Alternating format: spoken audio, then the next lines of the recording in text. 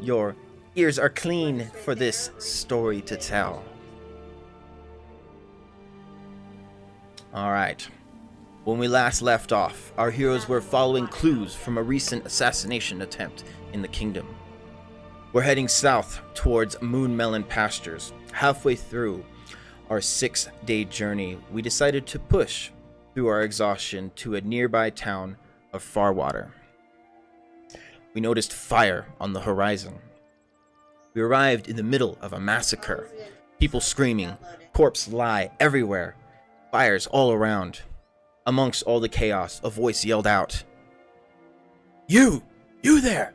Are you able-bodied?" And we looked to the man. "Then help us fight these fuckers, and we'll pay you." So, we sprung into action. Megara, with the newly learned fireball spell, incinerated her foes, Spyra taking flight into the air on the back of her Dolphin Molly, shooting arrows from above.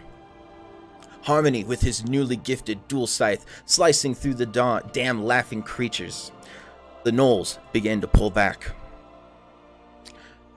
taking living victims with them, men, women, and children. Our group gave chase, following as quietly as possible. The nearby cave system. The group followed the gnolls' tracks to a nearby cave system. They were able to infiltrate into the gnolls' lair through some quick footwork and some witty illusions. We now return back to our heroes deep in the gnolls' hideout. Alright, so we are south of our territory. You here, Xenow, this is our territory of our map. This is our continent, everybody. These are the different houses and territories around. We are gathering, making our territory, trying to spread our influence, gain allies. Our last adventure took us over here to that mountain range. We currently will be heading, we are heading south. We're heading to Port Demi, down here in the territory of the House Bladings. And we are at a town called Fairwater. As we zoom in, we are just north near the rivers in some hills, and we find ourselves inside a deep, dark cave.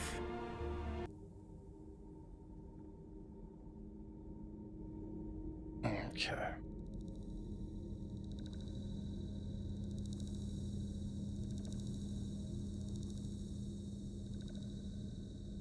Yes, I am. Okay. So.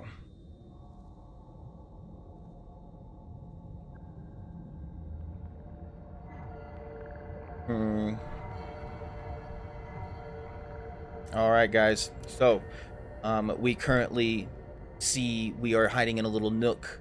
King Max, right, followed behind, or hiding behind Skull as he peers around the corner. Skull sees two gnolls eating on some flesh, torso, one eating a hand, then a little bit of left of a leg. He sees about 4 gnolls, but Skull, as you are watching these gnolls eat, you also start to pick up these sounds of sounds like screaming, like people, human. Up until now, you've only heard gnoll speech, which none of us speak. They've all been yipping to each other and snarling, these hyena-like creatures. They stand tall on their hind feet. They hunch back, their ears, circular, their teeth gnarling. They wear certain hide armor, some wielding weapons, others wielding just their claws, as they are more fierce. So they currently were attacking the Fairwater. You hear people, sounds like a female saying, No, my baby! Alright, what are you guys doing?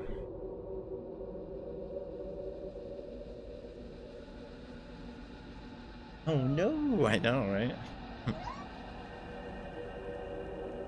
It sounds like it came from a direction you can't really see. It came from the left of the cave, definitely from the left. You can see to the edge of the right of the cave, your right, I'm going from your directions. But if you want to go from what we're looking at perspective of the map to the left over here, you've seen all the area. Let me just reveal. You've seen everything there is to see on the left. You notice that basically this is the end of the map on the left side. Okay. All right. I look to you, Skull, and I'm like, I'm like, are you sure? And you nod your head, and I'm like, all right. Like, let's see. What's gonna be the signal? I ask you. What's the signal?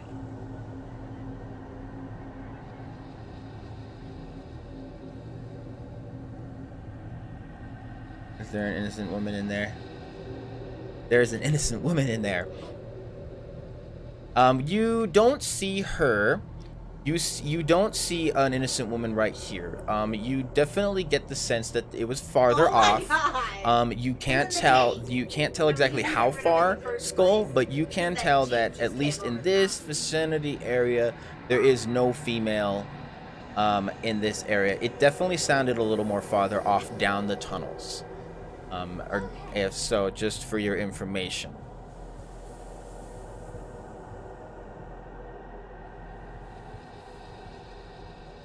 As you tell me the signal, I will just, tell me the signal, but my character goes back. We're using our stealth rolls from last time. Pyro rolled the worst. Roll a 13.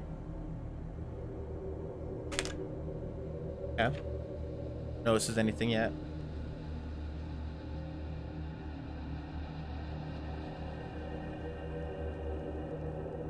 Or you got a better idea that one that's he'll make us offline.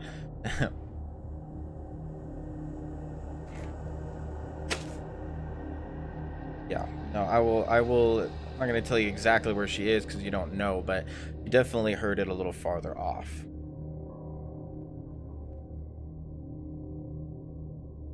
Amongst all the snarling, the growling, you hear the crunching of the bones.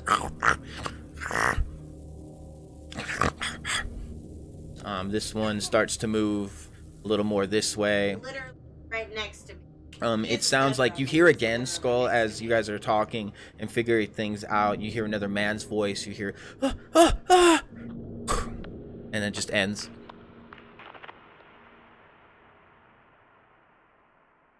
Definitely human, though. Definitely your senses perk up. Your adrenaline starts to grow a little bit. You hear definitely another human. It sounds like they yelled out, but then was quickly stopped. About the same area, far, a little farther off, but still, it's loud. It's a quiet, enclosed area. Sound carries very well in caves.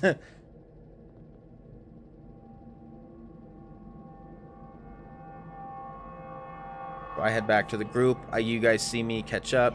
Megara has Phoenix holding on to her back, her neck.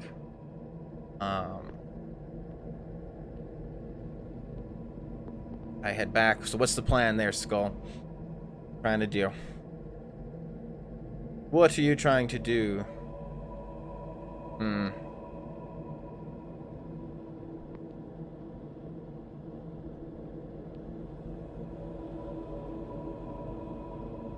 I cause webs on the ground in the tunnel. Okay, so right here, like where at? So if I were to, like, towards the entrance.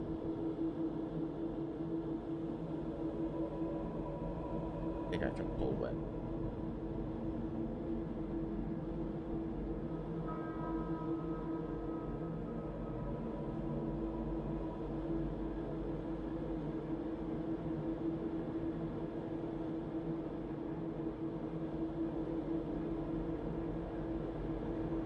Go small.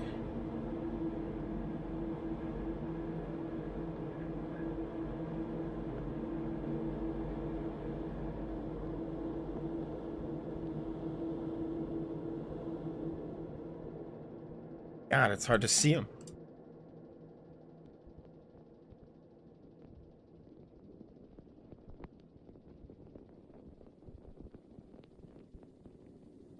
Just gonna freaking paste a whole bunch of them. So something like this.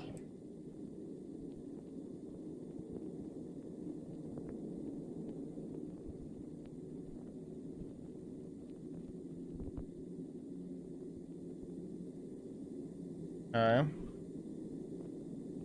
3 squares west of me, I cover the floor. 3 squares west. 1, 2, 3. Okay. I will back these up a little bit. Okay.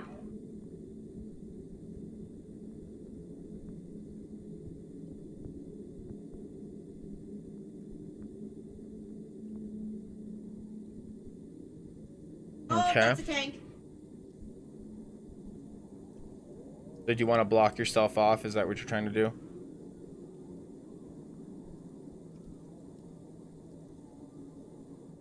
Okay, so you grab out your staff and you start to you cast web. So that's how many charges for the web? For how many charges does that use on the web staff?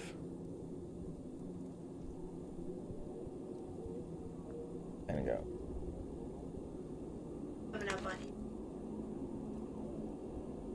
It was fine where it was. Okay, sounds good. That's fine.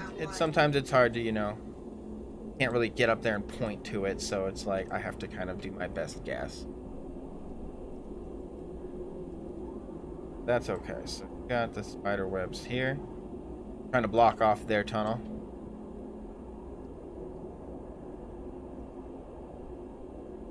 Okay, 2 charges. Sounds good.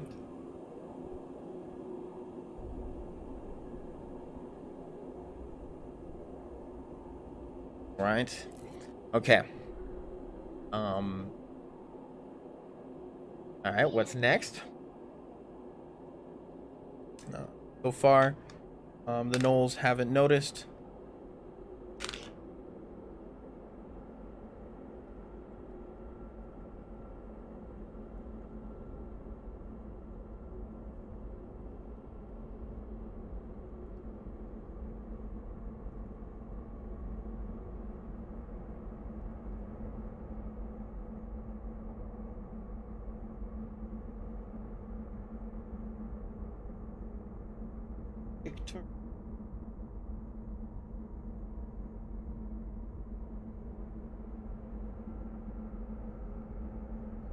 Hmm.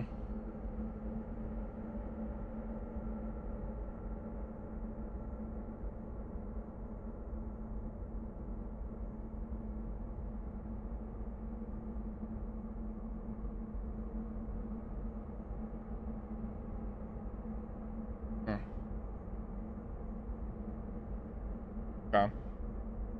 I figure you're typing something, but you know, let me know what your guys' plan is next. I'm giving you a little time. Time is slowed down a little bit before they start, you know, moving around a little more. Some of them are eating. You definitely heard 2 people scream. It seems that people are you're hearing sounds one after the other. Almost sounds off like it's in a row. Bro, you see Skull kind of grab out his staff and try to. Are you covering like the whole thing, like you're doing it on the ground, right? You're not blocking it up. You're doing it on the ground, right? So if they run, they have to run into it. That's what you're trying to do.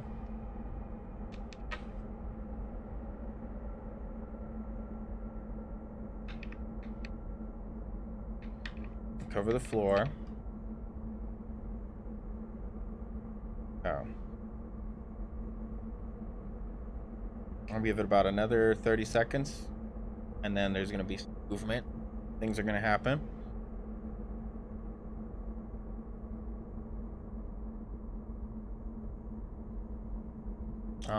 Pro, you see Max climb up. I cast Spider Climb to get up the vent and cast Prestidigitation to get some cloth to clog the vent.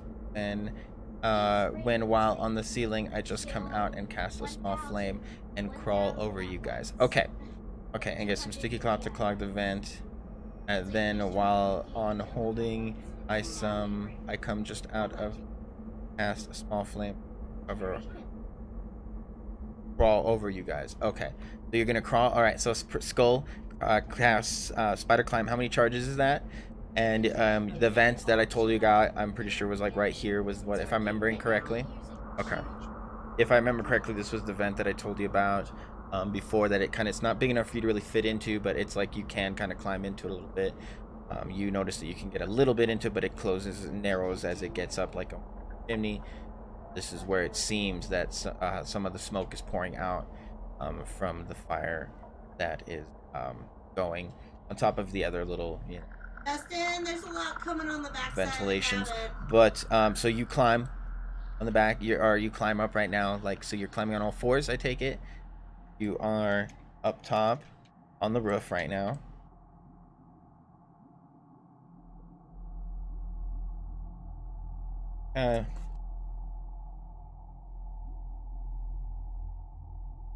Right.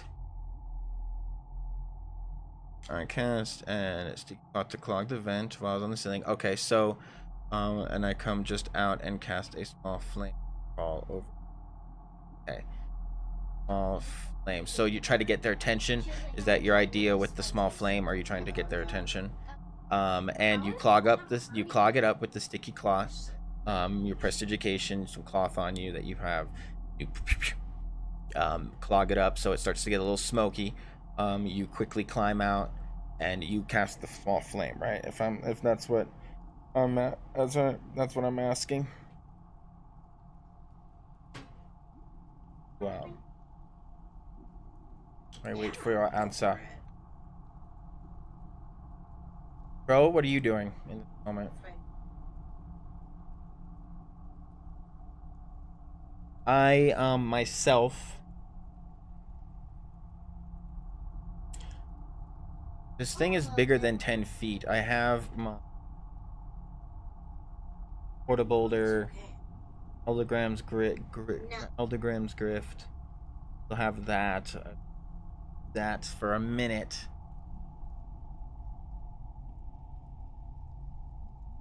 Did you hear me, Skull? What is the point of the flame? What are you trying to do with the small flame? Where are you aiming it at? Or what is the thing? No, it's to tell you guys to start to get attention. Okay, okay, and then you crawl over to us. Okay. Alright, so okay, so Skull, you do the little signal, and I move forward 15 feet. Okay, 5, 10, 15. So you get right here. I'm also gonna get up close. I'm gonna get with the Eldegram's Grift too, and I'm gonna get ready. As I start to see what I think you're trying to go for, everybody line up, get ready to attack. We'll make some noise, and we're gonna get ready for them to run into the webs. If I remember correctly, webs is a DC 15 strength saving throw, right? Skull. Web.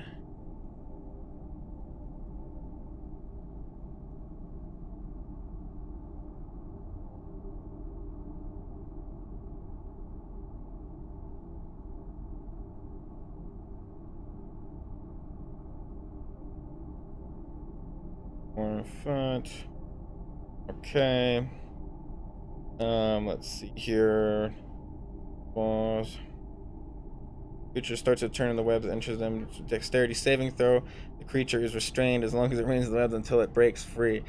Creature restrained by the webs can only use the action to make a strength check. Oh man. Okay, here we go. Alright, so you crawl over to us, right? If I'm not mistaken, you get over to our side. You're still hanging upside down, if I'm not mistaken. You can correct me on that. We start to make noise, and everybody starts to, ting, ting, ting, ting, ting, hey, hey, and these four, they hear it, no question. They start running. You kind of hear a howl, and one of them kind of, and you start to hear a lot more sounds. You also hear what sounds like, go ahead and make a perception check, everybody. These four come running. This one calls out with the howl. It seems like he has kind of called for reinforcements, or at least let him know that there's intruders. These four go. This one waits. These three start to run. All these three run into the thing. Rolls a 19 the first one. Second one rolls a 7. And this is against your spell, so DC. And it rolls a 15. Okay, so as they run, you see them kind of step onto things. One of them almost seems like they get stuck, but he rips out of it and he comes running. Everybody go ahead and roll initiative. As boom, bada boom, boom. Ah.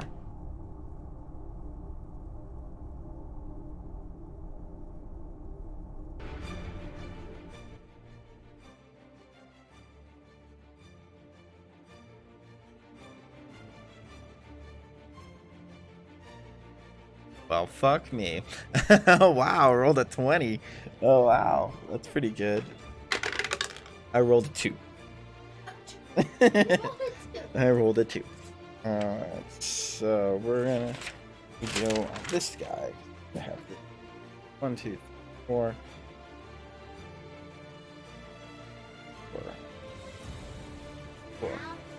4. Yeah, of course there's battle music. 13, Pro gets 13 plus 2 is a 14. Pro gets a 14. Skull got a 20.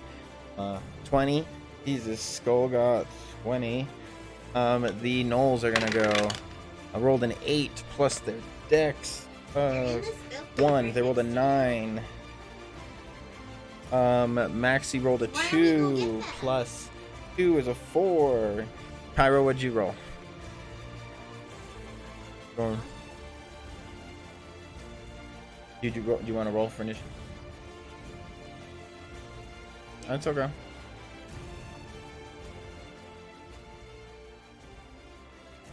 Not letting you. Okay. So 18. Oh wow, you're gonna be second. Okay.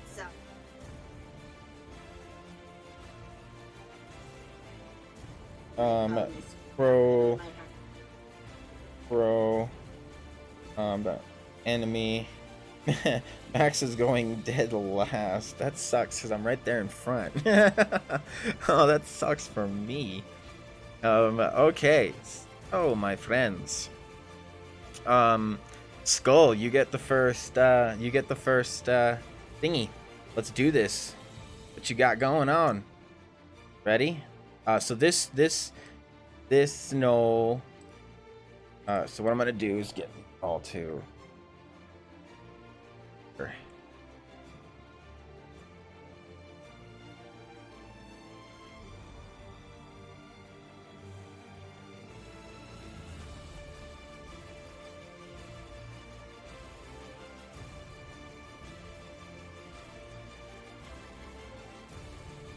This one's stuck. These two are about right here.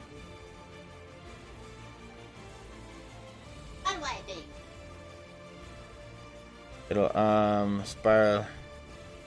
Skullface spiral lifts her eyebrows. I'll destroy the webs. Oh, it'll destroy the webs. Everyone, no fire. Sounds good. Okay, remember. Just be careful not to hit anything nor the webs. The webs are blocking, so they're coming through. Careful with the fire. You know, or like a fireball or something like that. Just be careful because we have them coming towards us and we have them hitting the webs right now. It'll work. All right, so waiting for your attack, Skull. Skull, you see one of the gnolls snarling at you. This one has the weapon in its hand. The one that dodged seems to be running kind of sometimes on its fours as it kind of jumped on the wall and then jumped over the webs coming at you, snarling, blood dripping from its face. This one looks a little more rabid than the other gnolls you've seen. Anyone is free to make a nature check right now.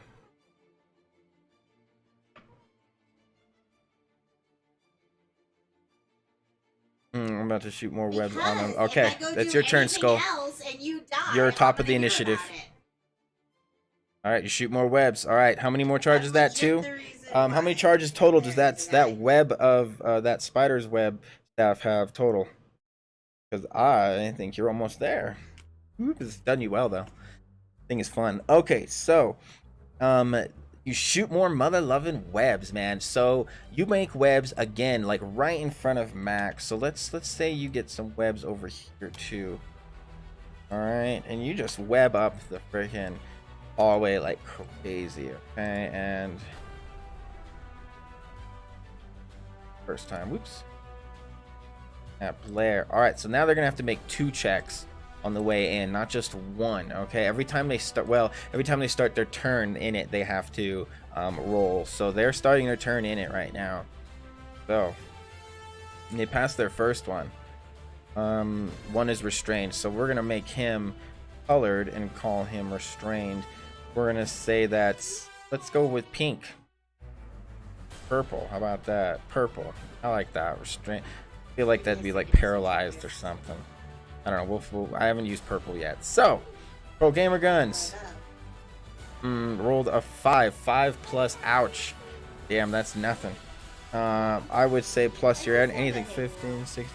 Well, the Knolls. No, I would probably say that's a miss. 5 plus. What are you using? Okay, your screen's not working. Okay. So, Skull went. Pyro, you're up. You want to just, you have 2 in front of you. 1 is restrained. You have advantage on him if he's restrained. The purple one, you see him in front of you. You see a bunch of webs on the ground. You see 2 Knolls coming. You don't see the rest, but you hear noises.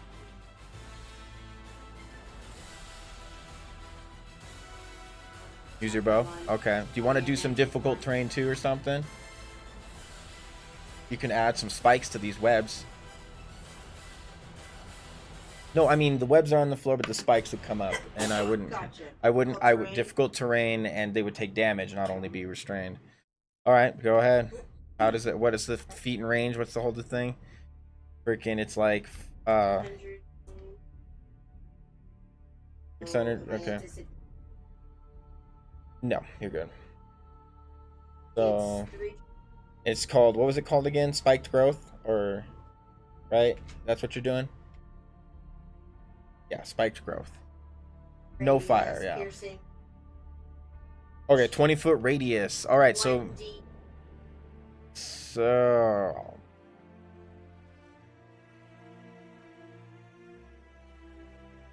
okay, 17.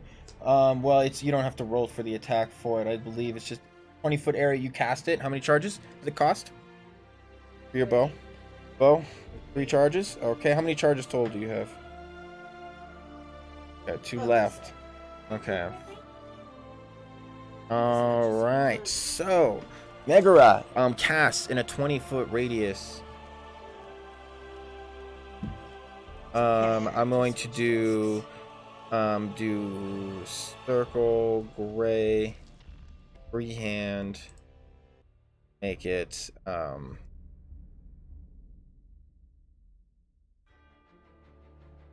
20-foot radius, so 5, 10, 15, 20,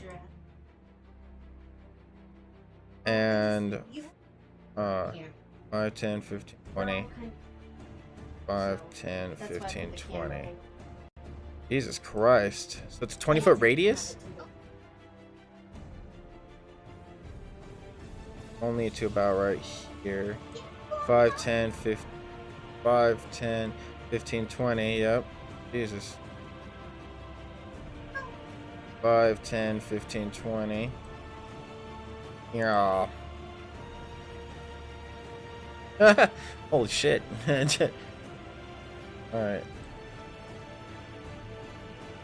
Nothing.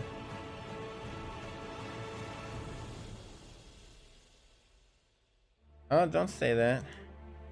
I wanted to delete this, but it's gonna delete the other circle.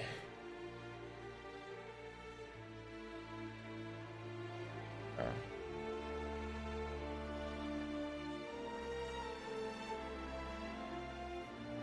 Go away, red thing. Okay, so spike growth, they take 2d4 when area becomes difficult terrain. When the creature moves in within the area, they take 2d4 damage for every 5 feet it travels. So it's difficult terrain, so it's halved. Their movement speed is halved. 2 for every 1. So transition, not on stop, they take 2 4 feet. Jesus Christ. Alright, that is your move. Anything else, babe? At that point, Pirate Pro, it's your turn. Now there are spikes in the ground. It not only is there webbing, and it's kind of like it's getting pushed up. It is also now small spikes on the ground, as well as webbing. So not only is everything all webby, I would say it doesn't contradict the webbing because it's not fire and it's not acid. It is ground, so it's just kind of moving the webs around as they are sticky. They kind of holding their shape a little bit. Some of them ripping, tearing, but it's still, I'd still say it doesn't destroy it. This is way more in-depth version than what I've played. I played with paper. What's up, Preston? Welcome, welcome. It's good to see you. Pro has told me all about you. Welcome, welcome to the kingdom, my friend. Grab a seat. You see as you enter into a well-warmed banquet hall, two pillars hold up the walls on the side, an aviary to the top right as you see an opening. In front of you, you see a large table connected 3 ways, a fireplace behind a table, empty. A person waves you over and they offer you a drink. You see in front of you a crystal ball emanating a flat picture. From wherever you turn, this picture always stays flat as it scries and portrays an image of our current adventure. You're deep inside a null cave. Currently the ground is difficult terrain right here with spider webbing. It is Pro Gamer Guns' turn. We got a null cave that we are infiltrating, trying to destroy as they attacked a village nearby. I want to thank you for the follow, man. Welcome, welcome to the kingdom. Everybody say welcome to Preston. This is somebody who's been looking to play a little D&D as well. Hopefully he enjoys our play style.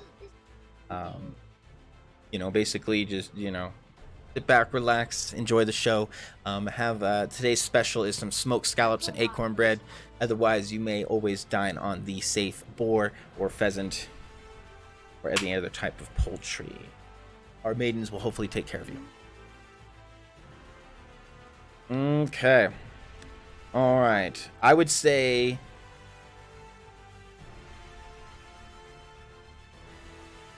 let's see here. Good job. All right. Would a bow destroy the web? No, but the acid would if it was like if you missed and say it actually hit the floor near him or something like that. It might destroy a small little area. Be careful. Make sure you hit your shots. And I aim towards the guy next to the pick guy, hitting him in the head. Okay. Next to the. All right. Take out my bow and aim it towards the guy next to the pick guy, hitting him in the head. The one, the non-colored one. 11 plus your 6. I'm pretty sure that's it. Where are you? There you are. You're doing your bow plus 5. Ooh, it's a 16. It's a plus 5. It's a 16 as a hit. You hit him. Roll your damage. So this is Pro's token. Preston is the fawn chewing on some wheat. You thought it was weed once. No, not weed, but your knee pads are skulls. They're kind of cool. Is our half goat, half warrior. She wields. Oh my god, she just rolled a mother-loving crit. Let's go, everybody. Holy crap.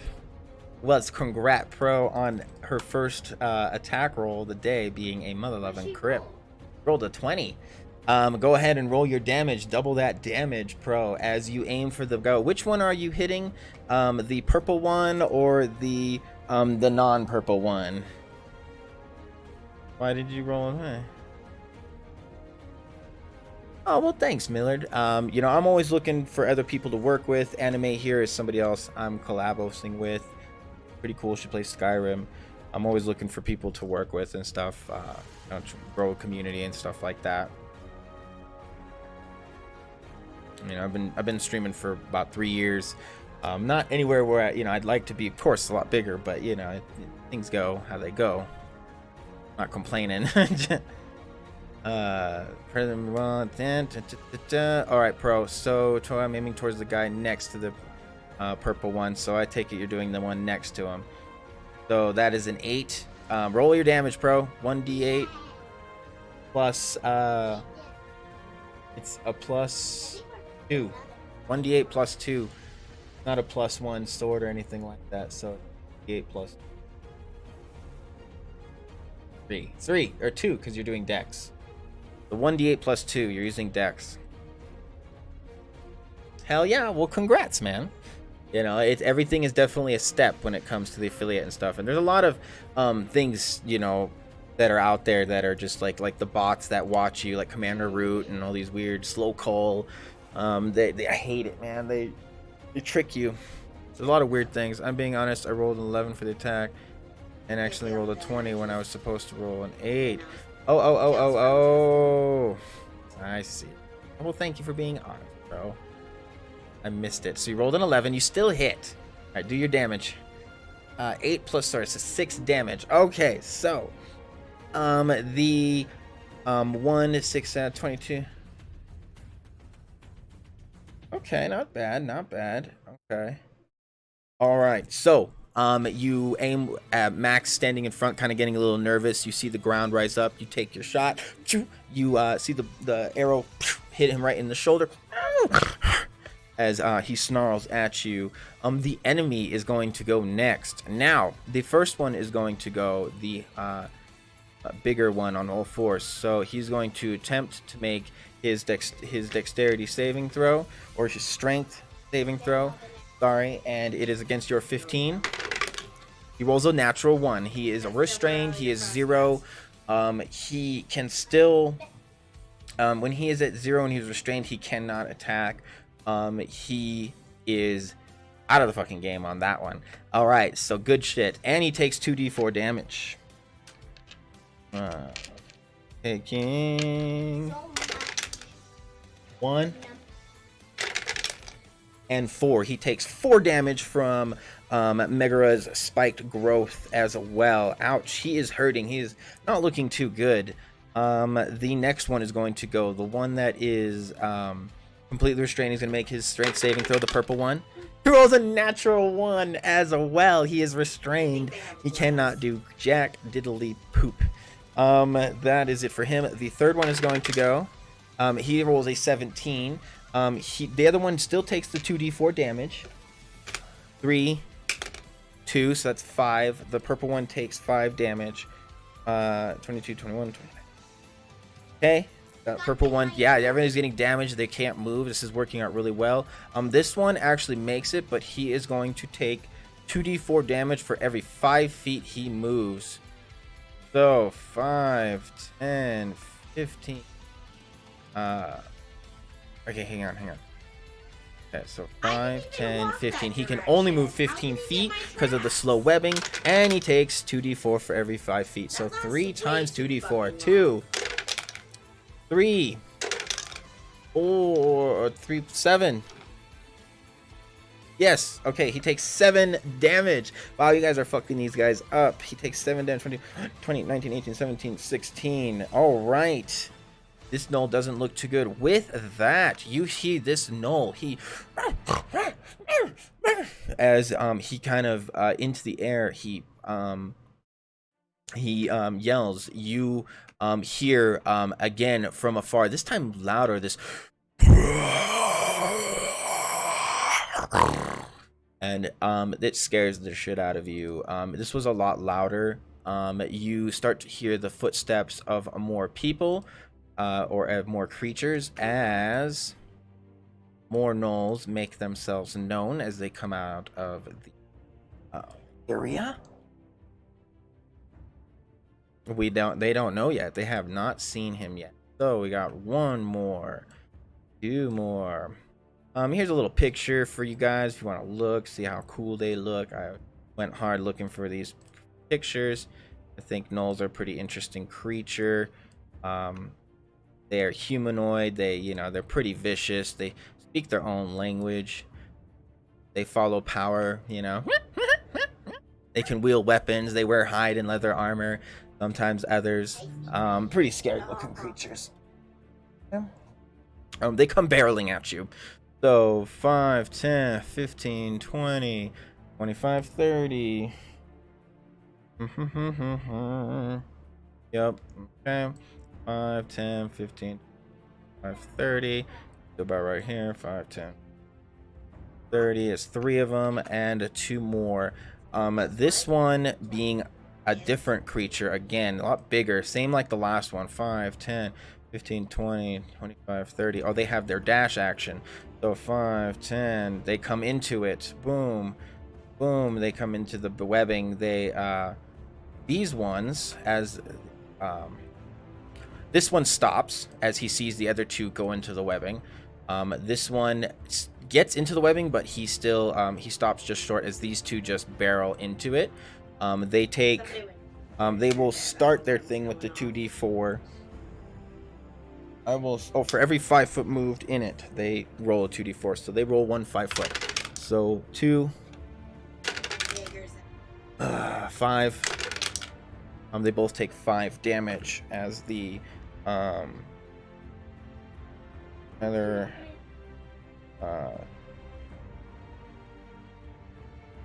okay, so he takes 5 damage. Okay. This one actually, wait, yeah, no, so this is the one. This one runs in, this one stays back because he's been watching them go into it. So these 2 run in. They take the 5 damage and they roll their thing. 17 on the first one. Second one rolls a 10. The second one is restrained. The third one is not. Sorry if I'm missing something. Sorry. Cool sub badges are fun. Recently got his. Stick around. You might be able to create. I wasted freaking 20. I'm working with someone to get sub badges. Yes, those are hard, man. You know, it's the coming up with something that you like is unique to your channel is the hard part. You know, you can get, like, I've always wanted to, like, you know, get somebody to draw some really cool animation stuff like that, or, you know, like Blue's been working on drawing stuff for me. I just never want to rush people. Okay, you got gifted a sub. Ooh, that is always nice. Okay, so I love the little dragon. It's pretty cute. Yeah, see, it's a little baby. All right, so with that, Max is going to go next. I'm going to use my Eldergreen's Grift, and I haven't been able to use it yet, and it was from the dragon and the zombie dragon. It was really cool, and I haven't used it since the zombie dragon, so I'm going to use it. I've never found the opportunity to not hit our own friends without using it. So stab it into the ground. I say its command word, rise, and 2 foot tall spikes, 15 foot cone, DC 17 dex save. Jesus Christ, 3d10. You know what? Actually, I feel like it's going to destroy the webbing. So, you know what? Too much. I'm just going to... I don't want to mess up what you guys got going on. And I think that's way too much added on to rip the webs. 2 foot tall spikes to rip your webs, in my opinion. Destroy the web. And destroy your little stuff. So, again, I can't use it. It's okay. It's okay. I don't have a long freaking weapon. You know what? So I'm going to do Lightning King's heavy armor. I'm going to turn around, I'm going to look at Pro, and I'm going to say, I lay my hand on your shoulder, Pro, and I yell out Lightning King's heavy armor, and I roll my supplement dice, and I add my charisma to it, and I give you that much temporary health. As a ethereal armor comes over, you see again a familiar chest plate, ethereal lightning, made of a blue ethereal color. Do you believe 60 or 5 badges? $60 for 5 badges? I think that is good. I actually do. $60 for 5 badges is a very good idea. A very good deal. I've seen some prices. I roll a 1. That sucks. A 1 plus my charisma is 2. So you gain 3 temporary health. Isn't that nice? You're at full health right now. Oh wait, no you're not.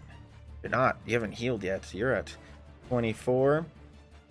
So 3 more, so 27. You just gained a little temporary health. You're still hurt from earlier today, I believe. Everybody still has disadvantage on their ability checks because we are all exhausted. With that, that will be my... That's a bonus action. I will take the ready action, and I will ready, and that will imply disadvantage on the creature attacking.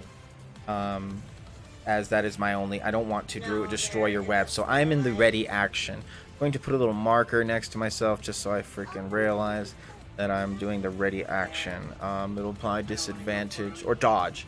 I'm going to do the dodge action, not the ready action, the dodge action. So I'm going to dodge. That means I apply disadvantage on somebody attacking me. I got Fendral. Nice. My character was an elf, subrace, and was an archer. Fendral is a really cool name.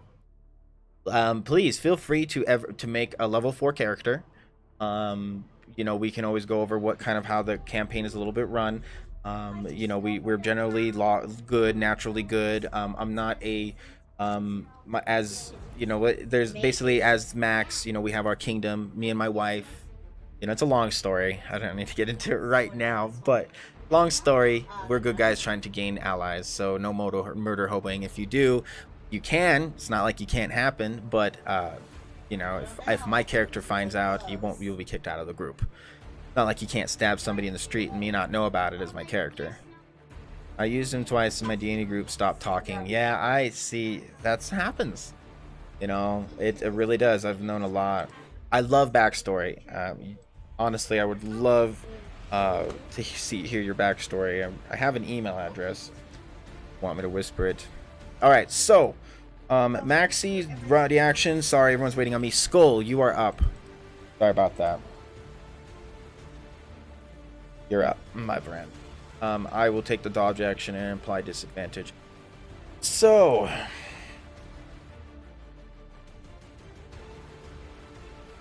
you pull something out of your bag. Go ahead. Roll that 10.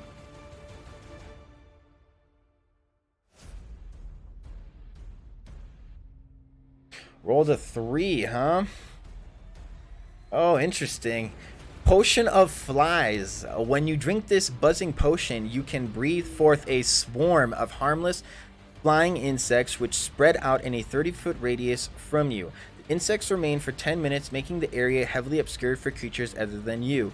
The swarm moves with you, remaining centered on you. A wind of at least 10 miles per hour disperses the swarm and ends the effect.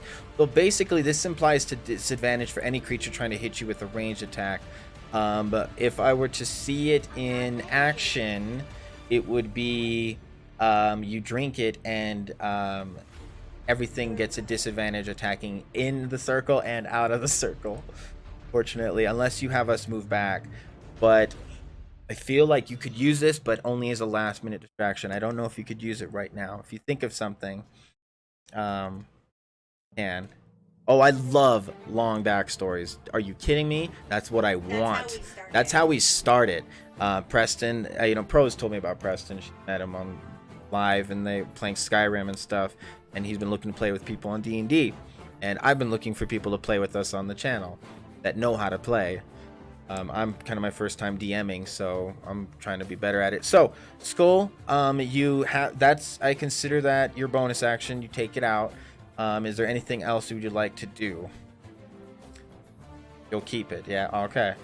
It lasts for 24 hours. It is now about, I think we decided it was about 2 a.m. It's 2 a.m., so it has until 2 a.m. for your thing. Okay, you got 24 hours. All right. An interesting little thing. I think it can be used in the right circumstance. It's a good idea. So anything else, Skull? Otherwise, Pyro, you will be up next. You know, the difficult terrain is working very well. The spider webs are holding, and the creatures are right now. There's some are restrained, some are making their way to you. Okay. What would you like to do? Otherwise, Pyro, you can do it. Skull, anything else? I consider that you're I can't remember if I ever considered it an action or I consider it an action to use it. I always considered you could look at it with a bonus action and then decide to use it as an action, because it would be so otherwise. Megs, what would you like to do? You can roll for an attack. Color code, you got it. So we got froning from the left. We got the big one on all fours. We got blue is the pink one. The green is the left. Down here we have orange. Purple guy is going to be purple. No, they're both purples. Purple guy. And then after purple guy, we have a bigger looking one. The two in the back, we're just going to call them both yellows. Okay, so you got red, starting from left to right. Red, blue, green, orange, purple, yellow, yellow. Okay. I'm going to step in and throw my scythe at the creature's center of mass. Sounds good. 5, 10, 15, 20. Are you going to use your charge? The 10-foot wide, right? If I remember correctly.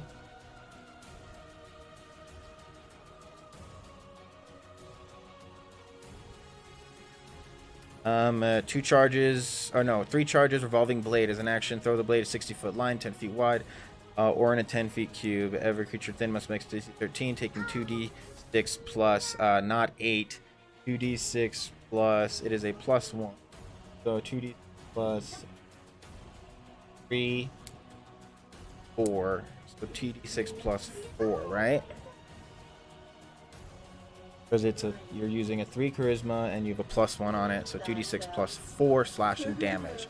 Okay, so Skull pulls out as he steps in front. You see Skull, the creature's running. You kind of see him walking slow. All of a sudden, the view is watching from behind him. You see the form. He brings his hand out, and with one command, he pulls out Severance, the dual scythe, given to him by his Hexblade patron Lilith. As he see him wind back, and he throws the scythe. 12, so we'll do 10 foot right here. We will draw shape. This will be your green, and it will be a 10 foot. So we'll move it into center mass, the best center mass you can get. All right, your most potential. So I will say you can get these 4. How about that, huh? Without stepping in, and you step forward. You're not in the circle of webs yet. You're okay. You're just on the edge, and has a reach of 5 feet. So okay. So first one. So blue one, orange one, purple, and yellow. So blue one. 11. What was the fucking save again? It's your dex save against your spell, right? Dex save. 13. I did 13. 11 plus this thing. Fail. Blue fails. Orange fails. Go and roll your damage. Jesus Christ. Purple fails. Oh my god, they all fail. Roll your damage. Already roll your damage because it's a hit anyway. So always just roll your damage is fine. Okay, so you see as he throws the scythe, it flies, it just strikes the gnolls. Some of them try to dodge it, strikes. You see him cut their cheeks. You see some of it just take a huge gash out of the shoulder as they and then it just returns back into his hand as he uses 3 charges on his Severance. And do 7 things. So 3 charges. Has 4 more. Alright, Skullface rolls a 1, 2d6 plus 4, so 5, 6 plus this, 10 damage. Oh my god. So blue, orange. So 10. Oh my, so 7. Oh my god. This one in the back that is restrained, this one cuts its head off. He's dead. Boom, this one dies right on the floor. Fire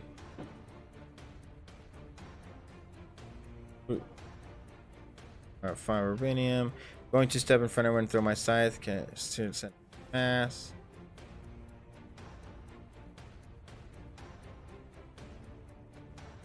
Okay, so you only need to roll 2d6, right? 1, 2.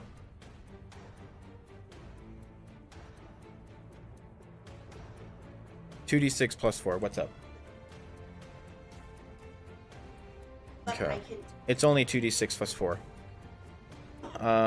6, so 10 damage. Okay. Unless you're doing like branding smite or something that I missed. Okay. So boom, boom, boom. Yeah, that one dies. That one's out. Okay. So one is 6. 7.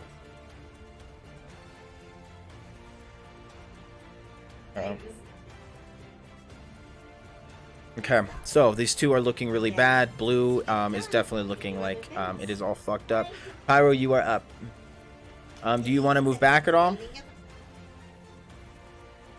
So, the biggest problem I have with D&D on the channel is sometimes like there's a huge delay with time, and sometimes when it sucks that, you know, like you can't react off of someone's thing, or sometimes I have to I back up for them just in case, you know, like because there is a delay between us. It's not for each, is that it takes 2d. Well, I never thought of it that way. Basically what what I pictured it as was 2d6 for everybody in that 10-foot square. That is the damage.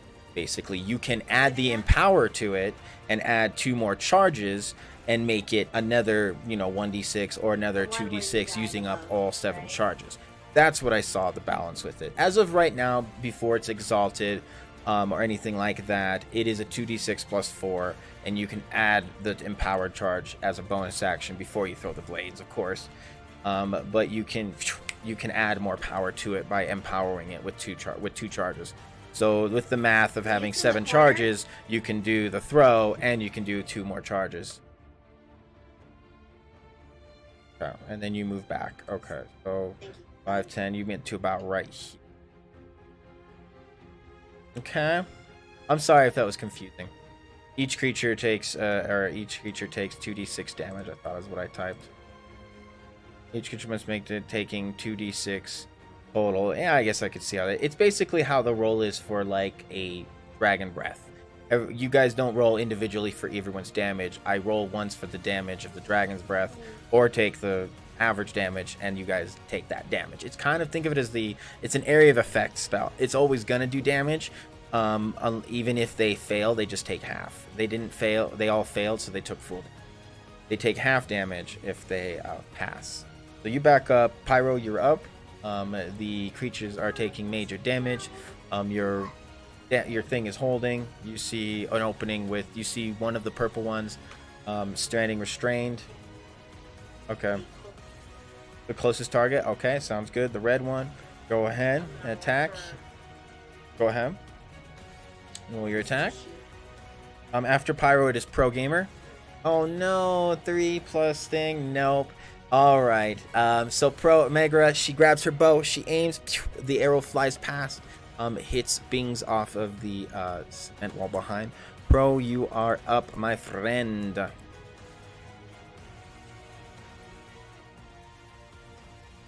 Okay. It is getting crazy in here.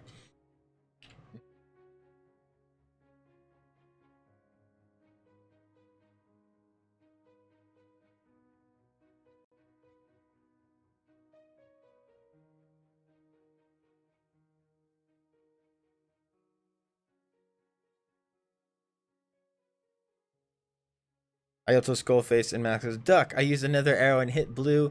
Hit the blue enemy's arm. All right. Go ahead. Oh, getting access to your character sheet. All right. Good. Sounds good. Make level 4.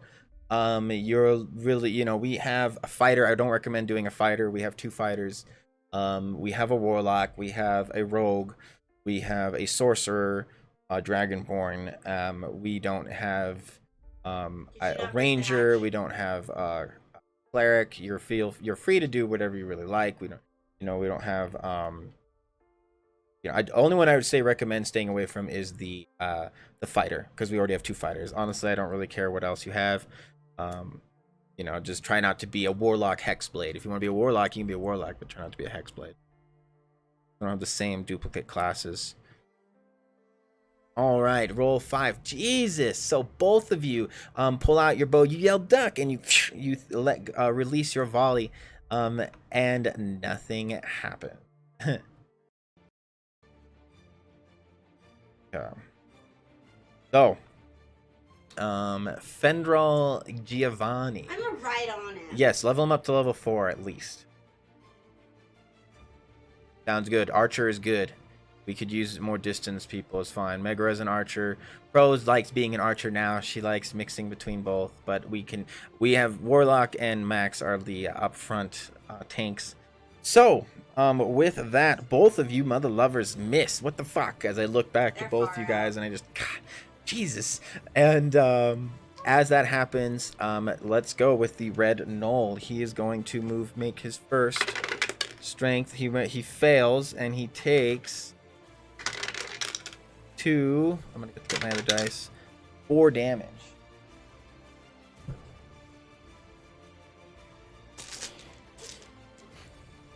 D4 purple. Can do my purple one. Pretty. Okay. Oh no. So they took 4 damage. Mr. Red takes 4 damage. He is not looking good. He is limping. You see his foot kind of crack as he is down to like nothing. Mr. Purple is going to attempt to get out as well. He rolls an 8 plus his crap. He doesn't roll shit. He takes 5 damage as he is now restrained and taking damage. This guy, Mr. Blue, he is also dying. He's not looking too good. He also... Mr. Green is gonna go now. Here we go. He rolls a 11 plus his strength of nothing. There's a +2 is 13. Oh no, against your spell save. Nope. He also takes 2d4 damage. Let's go, Mr. Green. What'd you get here? 2, 3. Takes 3 damage. Not too bad. He's looking pretty good. He's looking pretty hardy. He failed, so he is restrained now as well. That you have advantage on shots against him. These guys are just stuck in place. Great fucking plan, seriously. But not for long. All right, the enemies. So, seeing that their 3 comrades are being trapped and in front of them, this is going to disappear. This one is going to back up. He's going to attempt to back up. He rolls a 19. He still takes his damage. Takes 3, 4, 5. So, he moves 5 feet out and moves back. He moves over here behind the other 2. He takes his damage. As he takes 4 damage, right? Or 5 damage. 17. Very good. Okay. With that, I said I had a plan. Okay. So, the orange one or the yellow one, this one is going to yell something. And this one runs back, and you see this one disappear around the corner. This one pulls out his longbow. You hear him, and these 2 pull out their longbows and get ready to attack from a distance.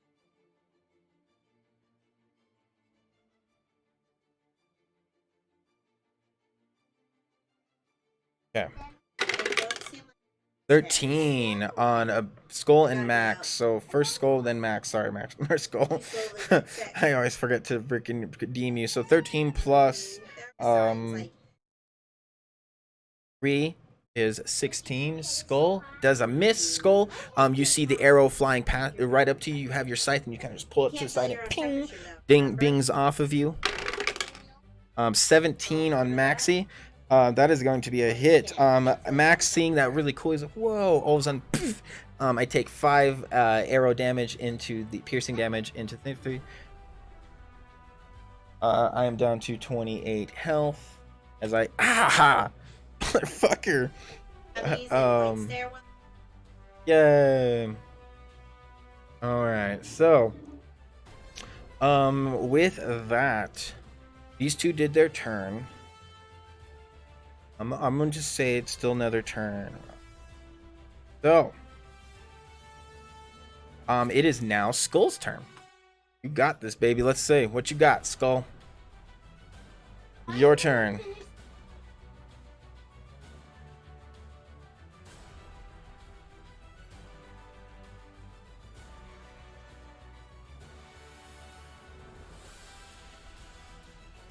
You start to hear, as this is going down, you start to hear that a lot more noise. You start to hear the yipping of other gnolls again. And then you also hear like the mix of like a human scream again.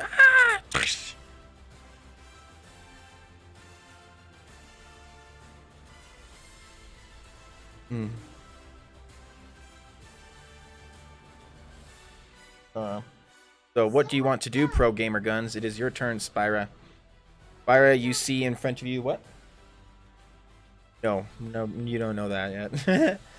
We're trying to save people, and we're overhearing is people. Not good sounds when it comes to human voices. Very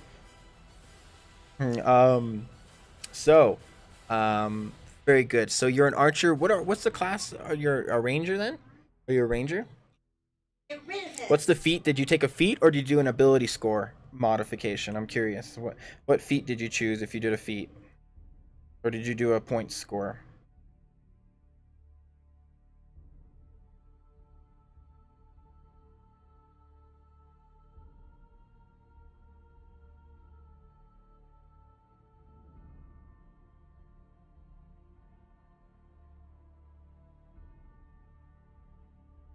Oh, my spots are not being saved. That makes me annoyed. That's annoying. Oh, there's the net. Okay, no.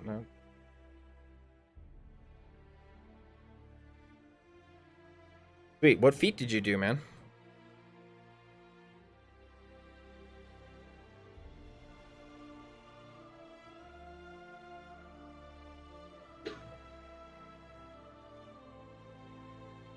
Grappler, huh? Okay, that's always fun. We have a lot of people like to do that here. I'm always fun for that stuff. I say, fuck it. I yell to Maxamillios and Skull, duck again, and I take out another arrow and shoot that green bitch right in the crotch. You rolled a 6 plus your, 6 plus your, no, that's a definite no. Damn, bro, you're missing, girl. You'll duck and you pew, and it misses. You know what though, pro? You have advantage. Go ahead and roll.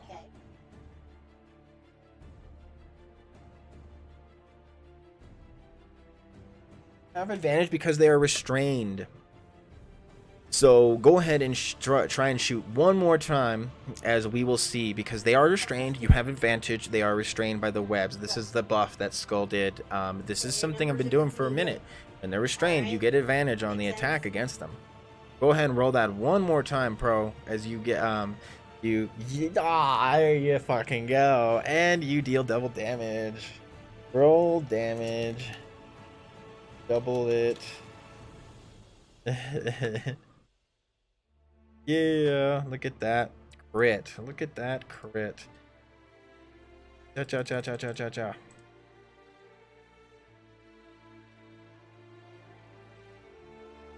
So what I do for crit damage is you roll your dice and then you just double whatever damage you got. It's easier to do that on here than it is to roll twice. What's 16? You don't roll 16. There's no 16.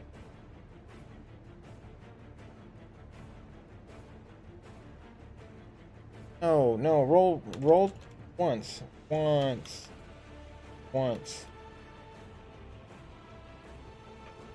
Okay. Once. So 8 plus your dex of 2. So 8, 9, 10. 10 times 2 is 20.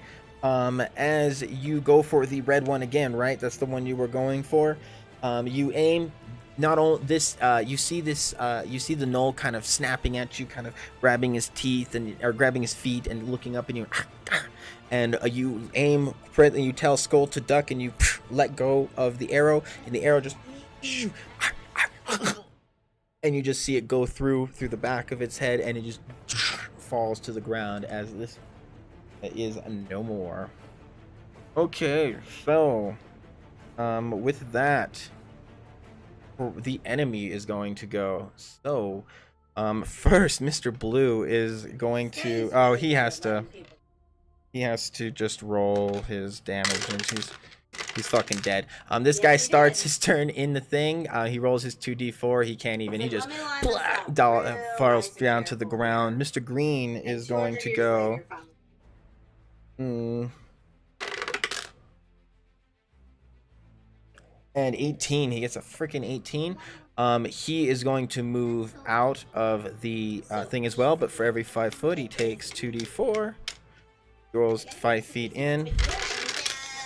3, 6. He takes 6 damage. Okay, not too bad, not too bad. This one's dead. These two take their loot 2 longbows, but before they do, you start to hear another sound, something you haven't heard yet in this cave, and this as all of a sudden, reveal area. Yep. I knew it. You can't see from here, so I will just have it from here. But you see in front of you a motherfucking scary ass creature.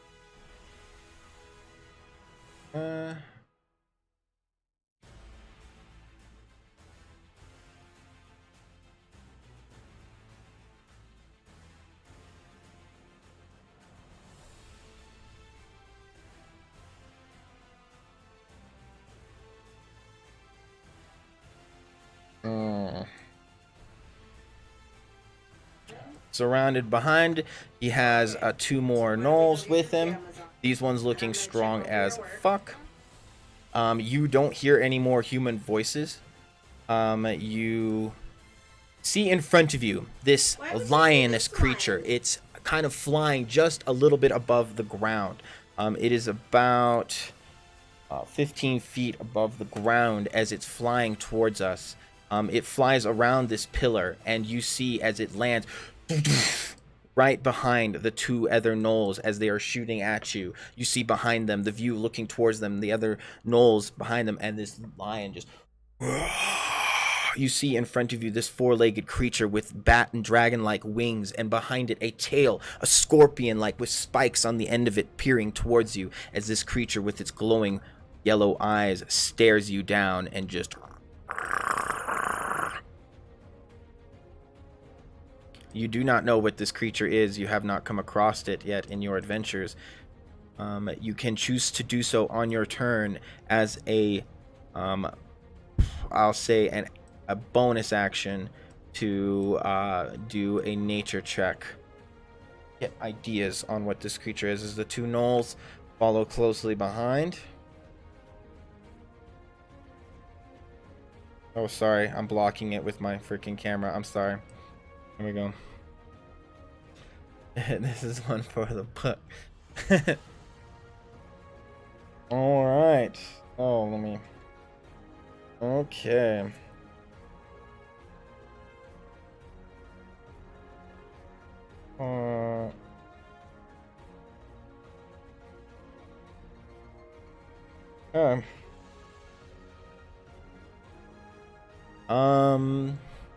Has been 50 minutes. Yay.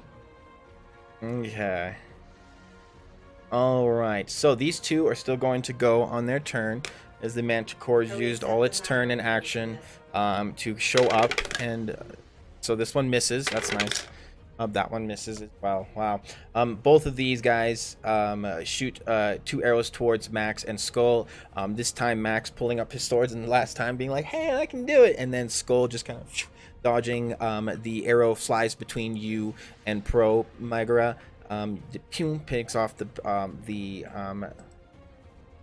thing, the what's it called behind you.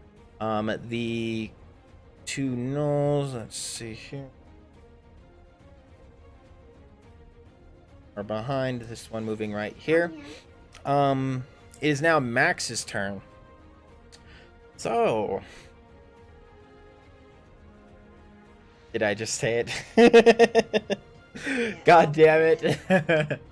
That's okay. You still don't know some things about it. Don't judge me. It's hard to do that, okay? It's really hard. Damn it. I hate when I do that. I look to you guys and I tell you guys, start backing up a little bit. I look to Skull and I put a hand on you, Skull, and as a bonus action, I do Lightning King's Heavy Armor. And you see the same ethereal. This better roll 7 plus my 2, 8, 9. You gain 9 temporary health. 22, 31. You're at 31 health as you take the ethereal armor. I am going to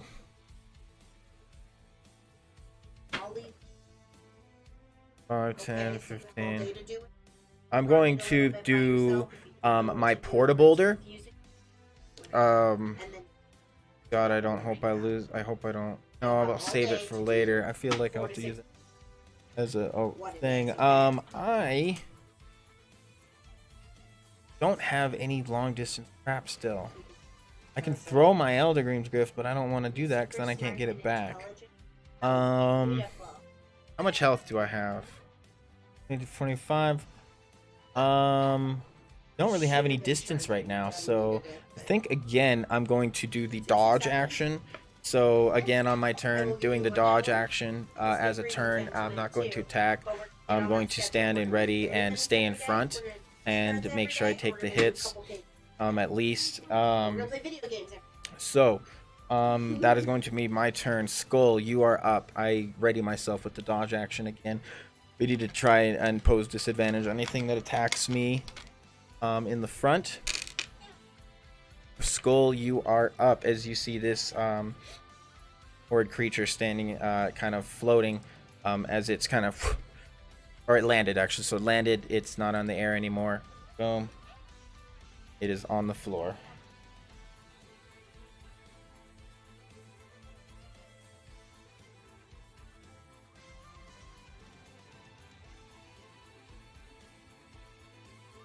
You are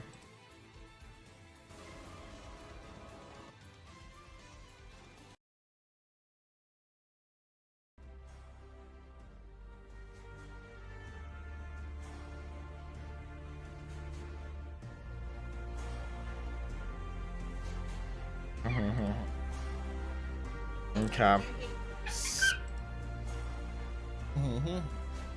Aw, thank you for the follow. Welcome to the kingdom. My name is Maxamillios. I am your host. Sit back, relax, grab yourself some ale, dine on our latest kill, and if you are a vegetarian, we have plenty of veggies. I myself am dining on the corn of the cob. Hope you like corn. We are currently in a null cave, just good about almost 90 miles from our kingdom. I put up the wall of webs and tell everyone to back up. Okay. All right. So you put up a wall of webs. This time up in front of us, as you been training since he was young, wise ones. Yay. So if you ever feel like a role playing, we do. What really helps sometimes for me knowing is either the asterisks or the quotes. If you ever want to role play, like it lets me know the difference if you're role playing. Tackle hug. The quotes or the that will let me know it's actions. So you go ahead and cast that. That is, I take it, you that is your. How many goddamn charges that thing have? You've done 3, 4, 5. So you're doing another 3. Or no, you just go. Okay. So 2. Okay. Web. How many more charges is that? That's 2 more. Okay, there's 5 total. All right, so the wall of webs I'm going to actually represent with white square just to get it done as you can do a 20 foot, so 5, 10, 15, 20, so you can only do about 20 feet.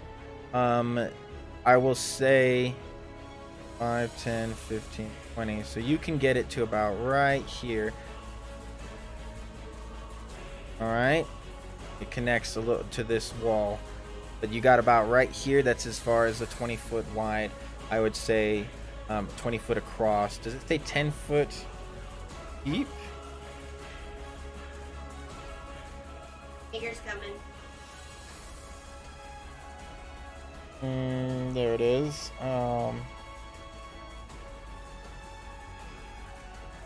20 foot. That's 20 foot cube. 0.4, so 20 foot by 20 foot. So I'd say 20 foot cube. Focus your aim and breathe. There you go. Yay. That's exactly it. So 20 foot cube, my friend. So we will redo that. Select move. I will say about right there. I'm happy with that. So good. You got 20 foot cube or 20 foot line. They have a little opening right here at least. You tell everybody to back up. That is your action. Pyro, we're going to back up. A little bit. Are you going to back up too? Megara is going to take a shot at one of the gnolls, and then she's going to back up. Go ahead and roll your 20 for attack. Can I roll for you? Okay. And you roll a crit one. I'm sorry. I love you. Crit fail. Now, that's me rolling for you. That's bad juju, right? As you move through, you back up through one of these pillars. So 5, 10, 15, 20, 25, 30. You get to about right here. Pro, you are up. Preston, you see a young handmaiden approach you. She asks you if you would like to try any of the special drinks. We have a import from a faraway place called the Red Eagle's Ale. You are feel free to and dine on that, or gorge yourself on refreshments in our kingdom as you watch the action on the screen as it stays flat no matter what angle you walk from. It kind of trips you out sometimes.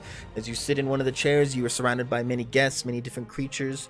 You see a dwarf by the name of Gunderson Rockseeker kind of, holds up a flask or a tankard of beer, and he nods to you. You see as well. Trying to see who else I could bring in, not to break canon here. Is any another arrow again, and yell Skullface and Maxamillios. One more time, duck and shoot the green enemy in the head. Roll a 15. That's a hit. All right. So yeah, Mr. Green is here too. Ooh. This is like giving. Okay. Pro, you're going to have to move a little bit right here to get that shot, but you shoot the green one in the head with the web. You come around.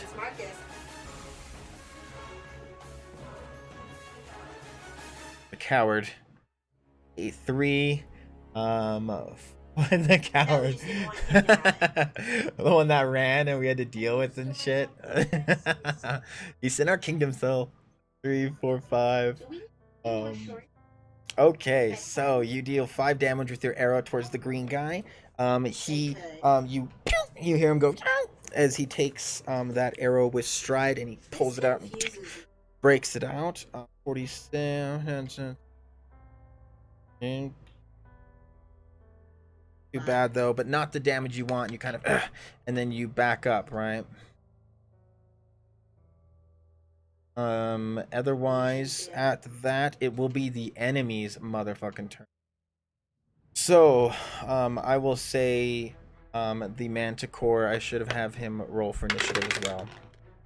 He rolls, an 11 plus 3 is a 14. So he actually... So he will be going before the gnoll. So we will still say it's after Pyro. So, damn it, I said his name again. Okay. Then enemy. Okay. Now cheer to the grand fight. Drink up another round on me. Yay. We love role-playing in this channel. Freaking, that is how you get into the good graces. I yell to Maxamillios, the lion-looking thing has his paw on the orange guy. Does that cause some damage? It's not. He's next to it. Anything, they're friends. Nice try. Nice try. It's just a freaking area effect. I can't do anything about his position.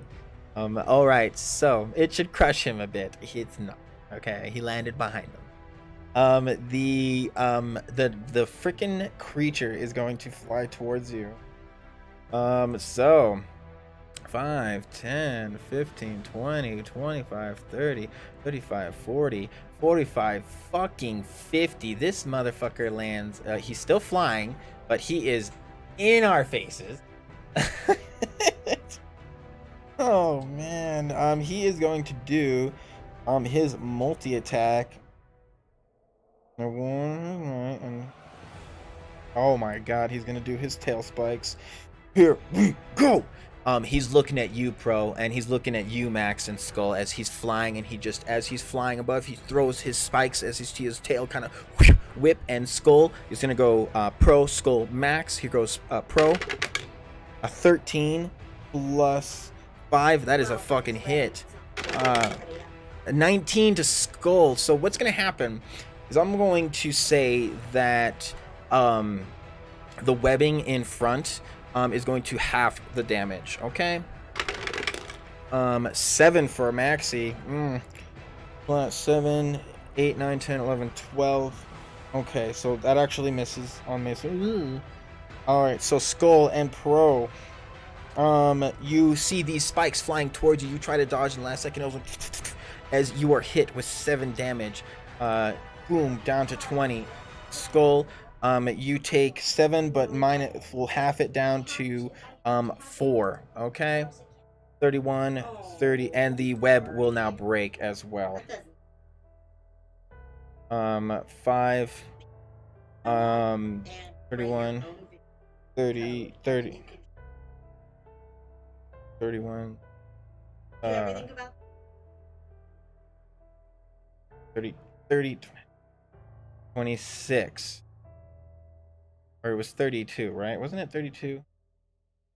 20, we'll do a 20. Okay. I think I didn't do it. Okay. They better watch themselves. They might turn into ash by the end of this. Shara shits herself a little bit. I yelled to Max, it's the lion-looking thing. Okay. Alright. So with that, the Manticore did its turns. This guy is underneath. He's going to back up a little bit. He is no longer restrained. He is out of the circle as well. He's going to shoot his longbow at, say Max. Rolls a 12 plus his 3, 12, 13, 14, 15. That is a miss on Max as it flies between. The other 2 are going to shoot as well. Another one towards Max, another one towards Skull.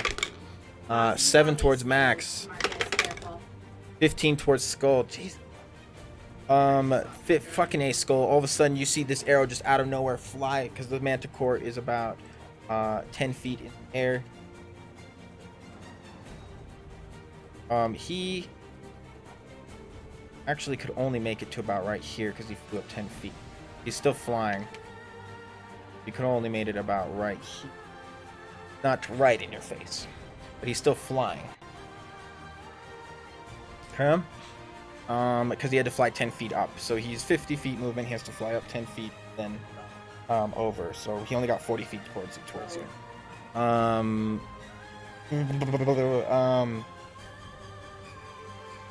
The 2 creatures are going. One of them hit Skull for 5 damage. Rise 26, 21. The ethereal armor disappears, Skull, as an arrow pierces you in your shoulder. Yeah, we need to start backing the fuck up. Okay. As we're backing up, I'm going to. Shit, things are getting scary. Okay, so it is those guys. Now it is Max. I'm going to tell you guys with the lion thing. Okay, tell me your idea, because I'm pretty much ready to pull back up and back up. Know anything about archery? You've got this, squadron.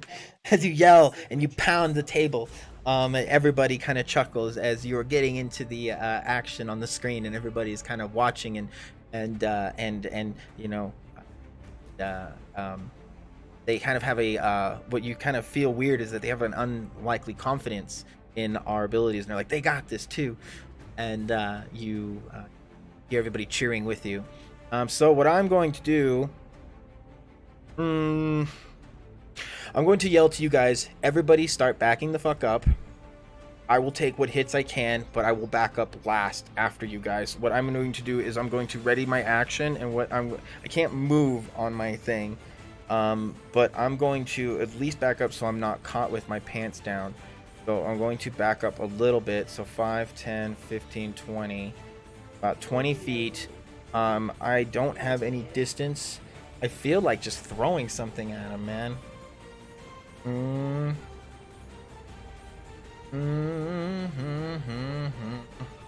He's flying, so what do you have here? So 21 and 20. I'm at 28. Before I move, for my movement, before I moved, I'd like to do my Lightning King's Heavy Armor. That is my 3rd superiority dice, so I only have 1 more superiority dice left. Here we go, Skull. Rolled a 4 plus 2 is 6. You gain another 6 temporary health as you regain the shield, or and then I move to my space and I back up. I'm gonna try and talk to it. All right, you can definitely try and talk to it.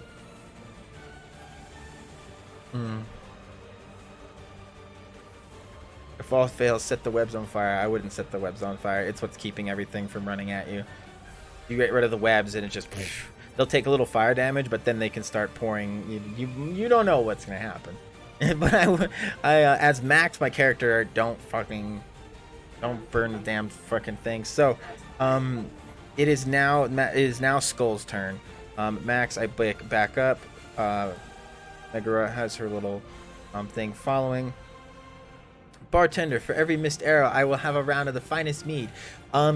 Preston, go ahead and roll a 20 for a Constitution saving throw, and let's see how drunk you are right now, as you are drinking some really good ale, unless you prefer something else. You cast Bespeak and attempt to speak with it. So you start to try and speak beast to it, and it's flying, and it's kind of growls at you, and he yells back, I speak the common tongue, mortal. What is it you do in my lair? And it's kind of booming. The creature speaks common. It seems to be talking to you right now. If there's anything else, I wish I had my scroll same time. I wouldn't use it. I like a challenge. What scroll? The augury? I wouldn't do anything. It's only an information scroll, not a get out of jail free card. Not like, oh, what is, can you save us from this thing? No, that's not how it works. It's basically an information thing. So, Skull, if we're going to do a little talking, we'll have to do this as quick as possible, because there is a delay between us. Okay, so I will type if we're going to talk a little bit. Okay, so be ready for that. All right.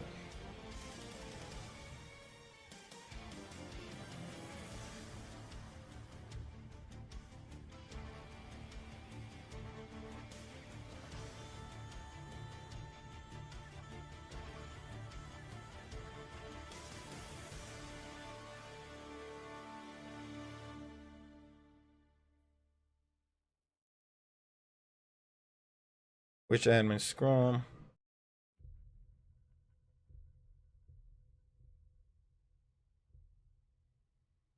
Oh.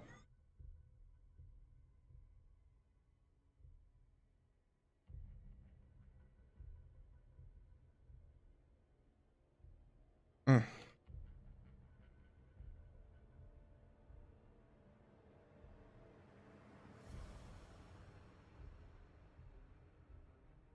Mm.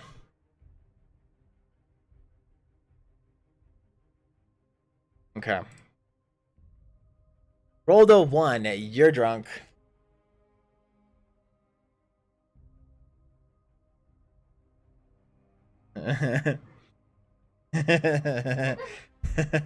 You're drunk.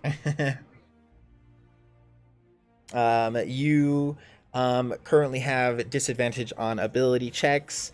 You are kind of, it's not spinning too bad, but you're feeling good.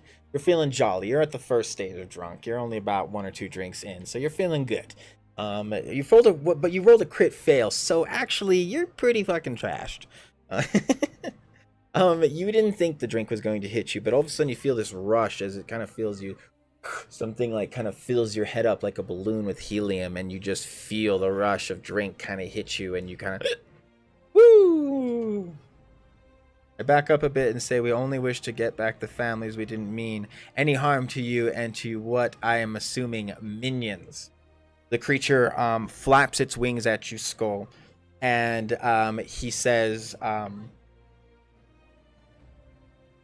I must protect my own and my child. You are now witnesses to our home, and you will undoubtedly bring other people to finish us off. I cannot allow that. And he just starts. You get the sense that he ain't taking that. He's mentioned something about his young one and his family. Ranger Paul, it's good to see you. Welcome, anime.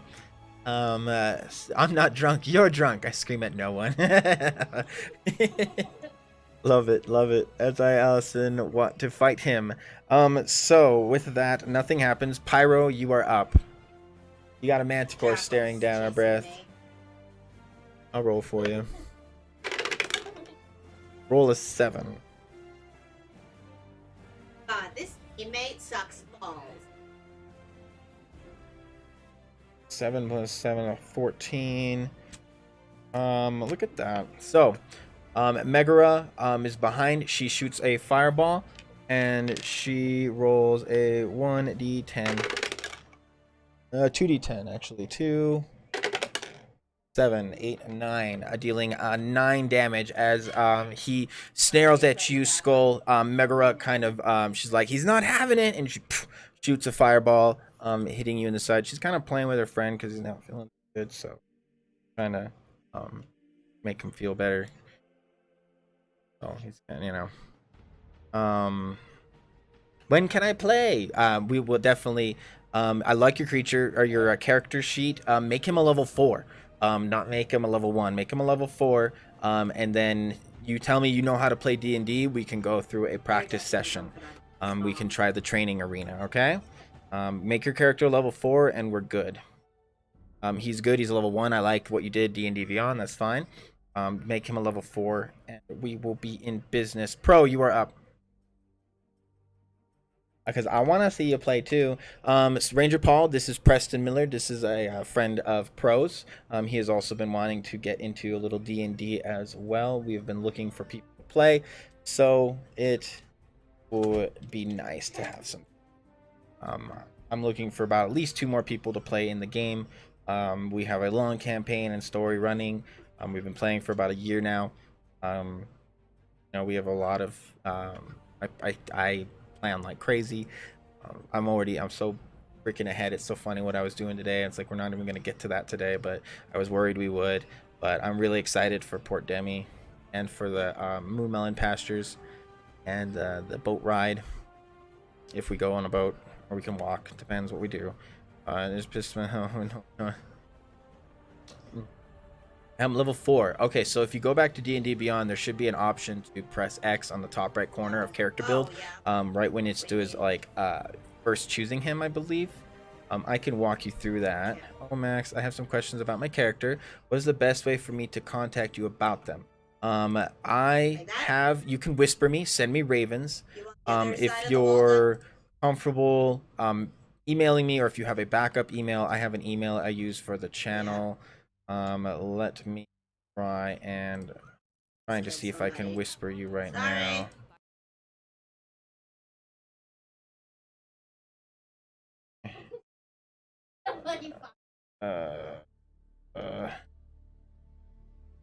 Man, here, send me a whisper, and then I get yours, and I will whisper to you. Okay. And I can whisper you an email. Otherwise, best time to also talk when I'm streaming. I'll be on tomorrow, Tuesday too. Is my normal day of streaming. Pro, you are up. You move back towards Max. Sounds good. Do you want to shoot anything, or do you want to just back up? So you're at 5, 10, 20. 15, 20, 30. We get about right here. All right, Pro. So, after that, it is the creature's skull. He is staring at you. He is going to fly 5, 10, 15, 20, 25, and as he flies over you, he's going to move to strike with his claw, and then move to Max and strike twice with his bite attack for you, one I believe, and then strikes there was one two with his claws. So he's gonna bite towards you and then 2 claws towards me. So here goes the bite attack as he flies above you and he tries to bite at your top. He rolls an 8 plus 5, 13. He misses his bite attack on you, my friend. He goes for 2 claws attacks at Max. 3, 19. He gets 1 claw attack and hits Max for 6 mother loving piercing damage as he flies towards Max. He gets to about right here. Max taking 6 damage. I'm at 22. The Manticore went first. The Null is going to shoot towards Skull as well. 16, that's a hit. He rolls his, or he doesn't roll, he does his longbow, deals 5, Skull.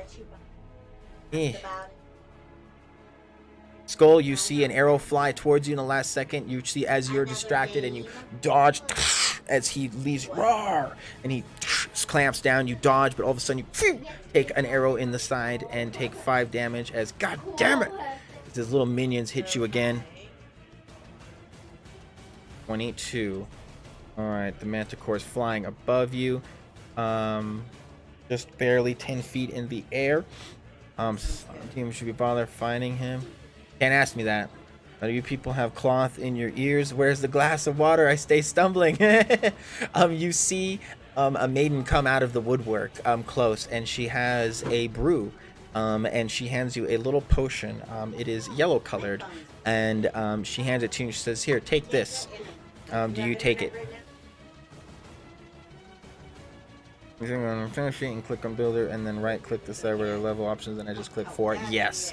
Then it'll ask you about feats or ability score. Feat is a really cool skill or power you can look into. Look through them, see if you like them. Or you can do ability score, which is add 2 points to one of the scores, making like charisma better or making something better that you invest in, like wisdom. Or 1 point to 2 things, depending if you have like, you know, a point that you would add and it would change it to a modifier. Remember, for every 2 points, it adds a 1 modifier on the dice above 10. So you could do 2 points into, like, say your charisma was, or your wisdom was 15, and you add 1 point into charisma and or 1 point into wisdom and 1 point into dex, and that makes wisdom a 16, making it a +3 instead of a +2. Anyway, send me a Whispers anime and I will send you my email. And then you can feel free to ask me when I come into your channel and stuff, and if I'm able to talk, because this Sunday was really slow. It was a nice break from last week. Jim Clonier, as you said, go to my character sheet. Okay, so I'm losing my place here. The enemies are going right now. These 4 show up right here. 2 more are gonna shoot at you, Skull, as they see you. One sees Max, so one's gonna go for you, one's gonna go for Max. The hunter for Max. Oh, that's an 8. Okay, this is for Max. 3. Jeez, that was a D10 that I rolled earlier. Skull, 6 as well. Both of them miss. Skull, as you fly past and fly past these 2. To the hunters. Let me double check on her.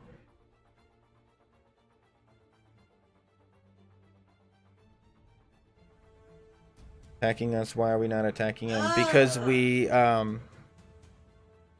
don't know why you didn't attack him. You, Skull wanted to talk to him. You backed up and you didn't do an attack. You said you pissed your pants and you backed up.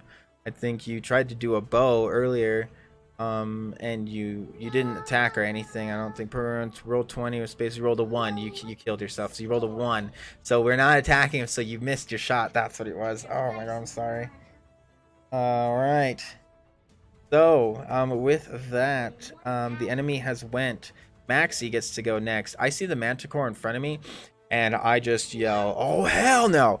And being he is above in the air, he is 10 feet up. I am about 5'9". My sword is about 5 feet. I'd say he's above me.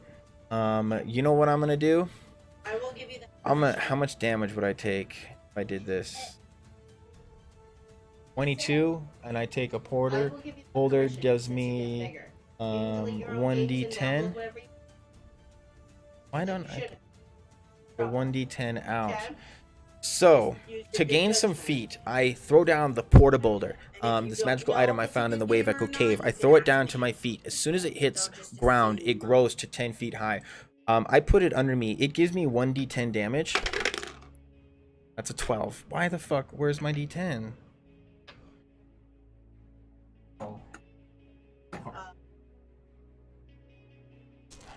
That wasn't even the right one, right? This is a 12.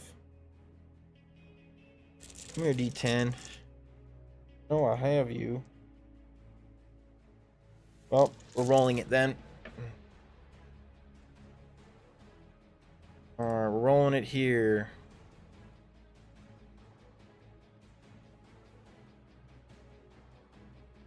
Roll 10.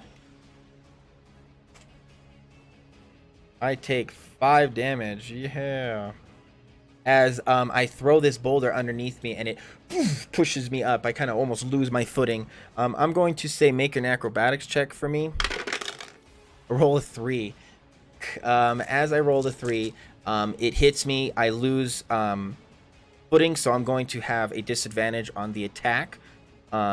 So as I get thrown, I kind of get pushed and I try to shove my swords into its neck, but disadvantage.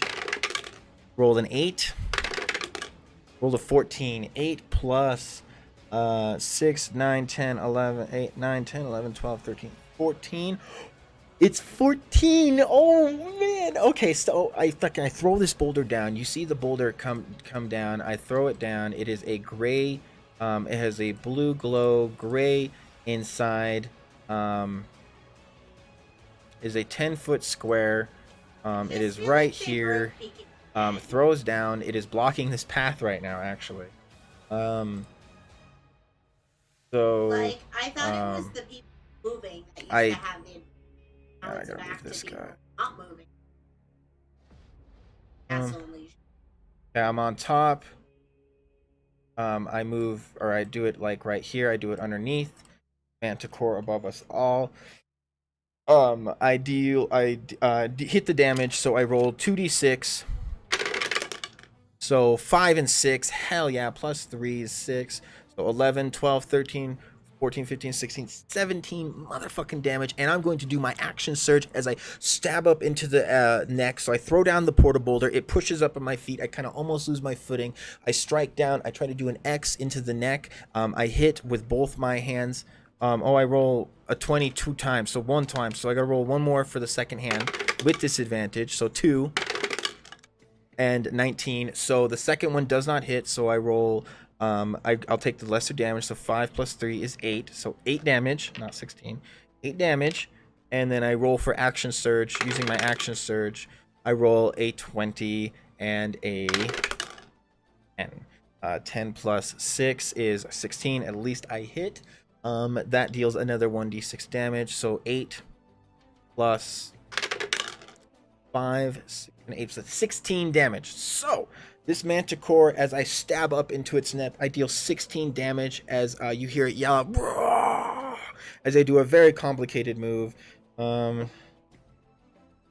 Yeah. Alright, with that, it is now Skull's turn. Down to that. Okay, he yells out in pain. He takes some decent hit right there.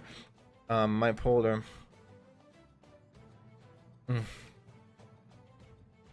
So brute, gunslinger, champion. Which are martial archetypes? I'm so confused. What character are you doing? You're doing what's it called? Ranger, right? Or two? You're doing, or did you want it? What were you doing? Shoot up one more medic, attempting to pin it to the wall, trying to intend not to hurt you or your family, but I got the option for feet score improvement should I need help. You got the option for feet or score improvement. So feat is fun because you gotta read the feats though, what they do. So I would look up the feats, like what it does. Since you're a ranger, you'll probably want something to do with rangers. You can Google too.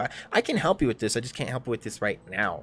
That's the problem while we're playing. I can help you when we're streaming and stuff, but when we're playing, it's a little harder to focus on all of it. But I would do maybe an ability score improvement. We can look at your points again. Email me your level 4 character. I will look at it and then I'll help you see which one you can think. So send me that right now and I can look. Shoot more web. So you do more web. It is flying. It is 10 feet above the ground. I'm literally right here in front of you. You're gonna do a 20-foot cube. So we have a problem, Skull. Look out in here. So as we zoom in, where exactly do you want to do this 20-foot cube? I feel you could do it right here, but you are going to hit me and you most likely no matter what. So 20-foot cube. So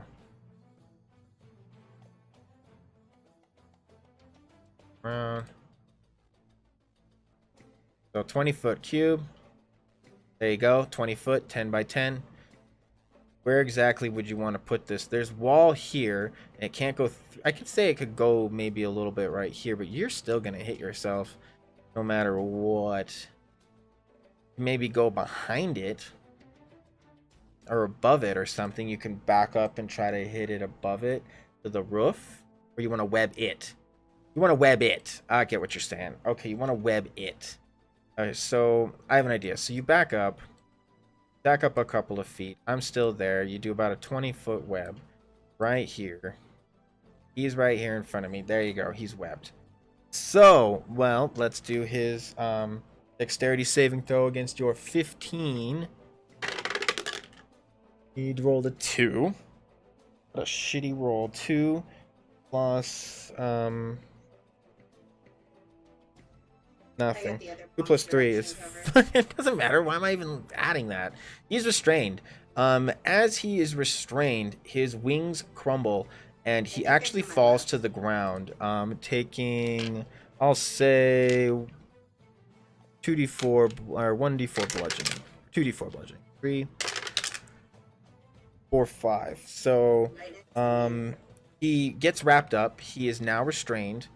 I will say he falls to the ground. He is out of the air. He is restrained. I believe you're out. How many charges you got left of that web? I think you're out of charges now, isn't it? Like 2, 4 per whatever. How many charges you got left on that baby? Let's see here. So he is restrained. I will throw a little more webbing on him.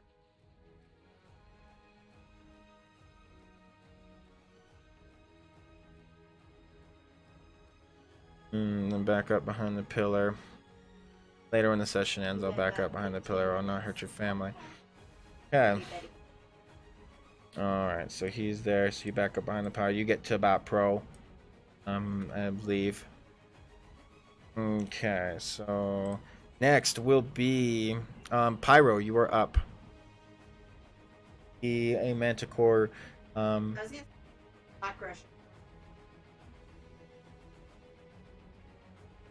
Your screen's still not working, huh? Babe? Babe? Nothing's working? Can't see anything? Megan's phone is acting up. She can't even get on the stream. Okay, so what I will do, for Meg since she's having issues. There's a 10-foot thing in front. It has fallen behind. She doesn't have a shot. I'm going to say she backs up and she readies the dodge action. She's not going to do anything. Holds her turn because there's nothing for her to shoot. You guys are in the way. Pro, you are up. Good. There's nothing for you to do anyway. There's a 10-foot block in front of you. It's laying on the ground. It's restrained right now.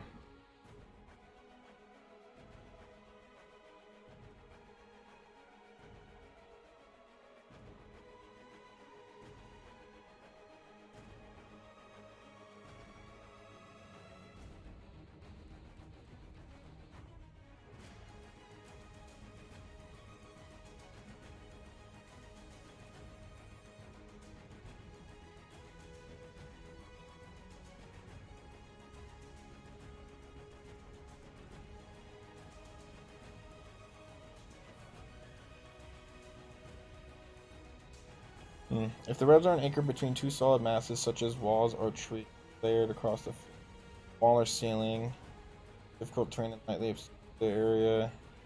Sorcerers, you can draw a mass giving a point of your choice within range. Webs fill a 20-foot cube, point of the duration, the web terrain. Webs aren't anchored between two solid masses, such as walls or trees, or layered across the floor or ceiling. I don't see why you couldn't attach it to a creature starts its turn. Webbing. I don't see how you couldn't attach it to a creature. I run and jump on Max's action, acrobatic check, and get my glaive of mortality and chop the enemy's neck. Okay, so Pro, you move around. Go ahead, and I will have you do the ability check here. You roll a 15, you pass. Just for time, go ahead and roll your attack. Roll 20, and you make it, and you kind of you see Pro jump up to the cube, and she just lunges over it, and you see her fly up and over as she comes down, kind of as she comes down onto the I will say you have advantage on the attack because the creature is restrained. Let's go ahead and make him purple. Purple is restrained. I'm legit done with this game. He is restrained. Roll the 2 with advantage. It's a wooden desk, and I got through. Wrong sheet. You deleted that character. Oh no. Damn. So Pro, you roll pretty bad and you land next to the creature. You miss with the glaive of mortality. You can cast a spell, not in this turn because it's an action, but you cast a spell and it does like this 3d8 circle, like damage constantly in the circle. Not to drink too, slamming down my cup on the table. Go ahead and roll another Constitution saving throw. As a maiden, seeing that you've starting to enjoy yourself, a very pretty brown-haired, green-eyed maiden. She has a little hat bonnet on her. She can't be any more than 27 years old. She comes towards you and she offers you some of that Red Eagle's ale for free. The king has always asked that if someone is enjoying themselves to be given some of the private reserve. Do you accept some of the Red Eagle's ale? Okay, so with that, Pro, the Manticore is going to go. All right, so here we go. Come on, natural 20 for the Manticore. No, it jumped out. It's not fair. Okay, we're doing it again because it jumped out and it fell in my lap. Here we go. Manticore's break out of the web roll. He rolls a 13 plus his strength of 2, which is a 15, which hits your motherfucking DC. So he uses his action to be unrestrained, but that is his whole damn action, you lucky bitch. Alright, so he is no longer restrained. Pro, you see as you land, ting, your sword hits the cement, you kind of crack it a little bit, you kind of worry that you chipped your blade.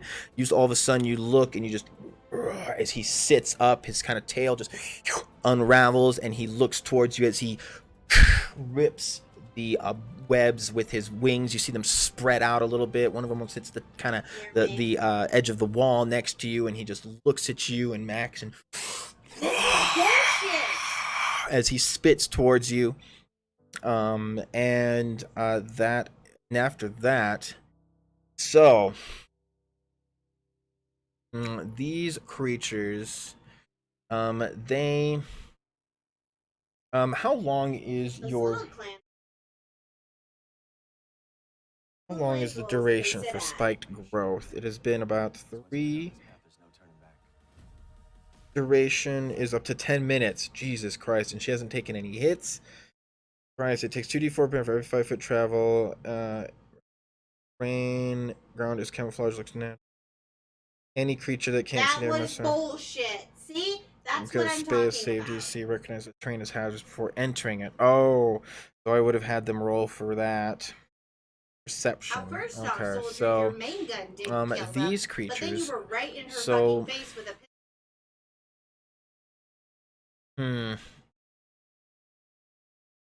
All right, so these this one, the bigger one, the one that seems to be calling all the shots, the female, she barks a little bit to you and barks a little bit at the other two, and these two walk over to the fire and they grab some of the of the torches, and I will say this is their interaction, this is their action. They come over, they grab some torches, it looks like they picked up some fire, and they are starting to make their way back. These two will continue to shoot. They don't want to walk into the damaging stuff, so they're just going to sit there and gnarl. This one is going to just say fuck it and start going towards to help. 5, 10. So he takes 2d4 entering in and let's see if he gets restrained. He rolls a 5. He's fucking restrained. They are not happy. He takes 4 damage as the green one takes 4 damage. He okay. Dummy. He I said gladly. All right, Preston. So I want you to roll a 20, and let's see if you pass the DC. I believe you need to pass a DC of 12. Let me double check for.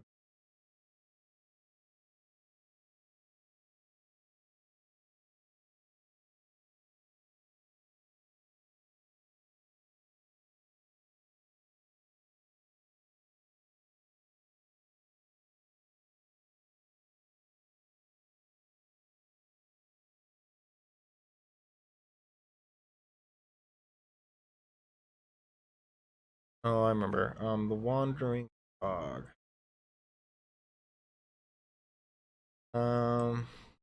DC 12. Okay, so roll a 20. Not to drink. Oh, I get the Hordebreaker, Colossus Killer, and Giant Killer. Oh yeah, there you go. If I have a step, please smiling back. I'm a level 4, then I can only add level 4 spells into my abilities. So it's really tricky how it works. It's not because you're level 4 you get level 4 spells. There is a that is a little trickier. So go ahead and look at the Ranger and look at its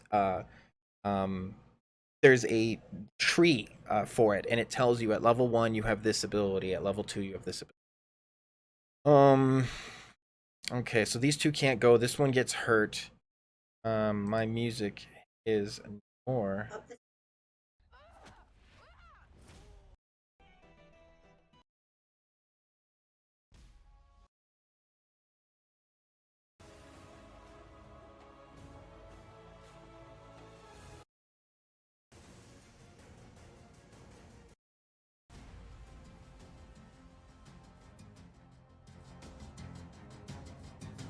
Okay. Be right back. Give me 5 minutes. Sounds good, pro.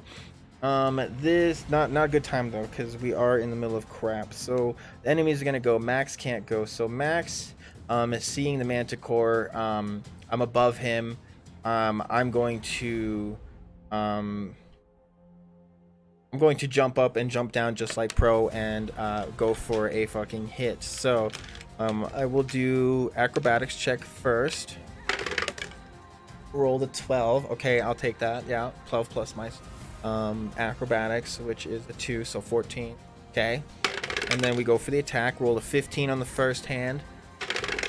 And we rolled a 3 on the second hand.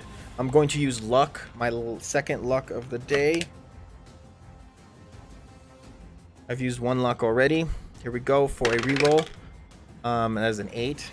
Plus 6, 8, 9, 10, 11, 12, 13, 14. As a 14, that's a hit on both hands. I roll my 2d6. 5, 6, plus 6 is 12 damage as I jump into the air onto the off the boulder, and I come down and I both of my blades into the manticore's shoulders, and I kind of pull down. Let's dealing 12 damage.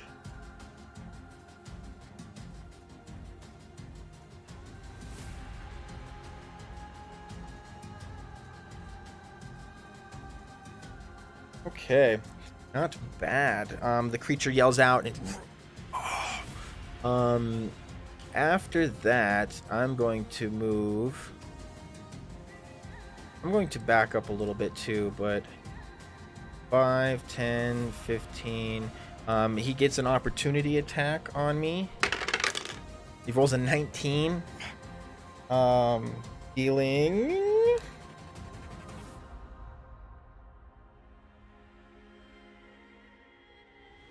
with his claw, 6 damage. 22. Don't even know what's wrong. As I step away, he scratches with his claw and hits me in the back as I move away. Skull, you are up.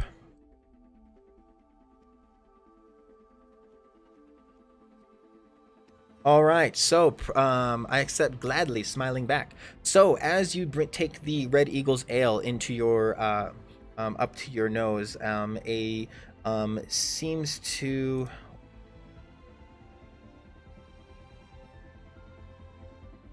it is a red frothy liquid. It has a golden foam at the top. It kind of has a slight cinnamon spice to it as you drink it down. It seems very pleasing to the palate. Go ahead and roll a Constitution saving throw again. I need a DC 12 Constitution saving throw from you, Preston.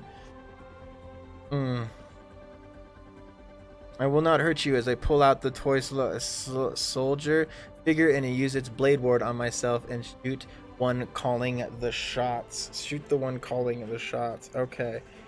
Blade ward. What is the blade ward again? You gotta remind me of these things. Some blade ward. You is spell available.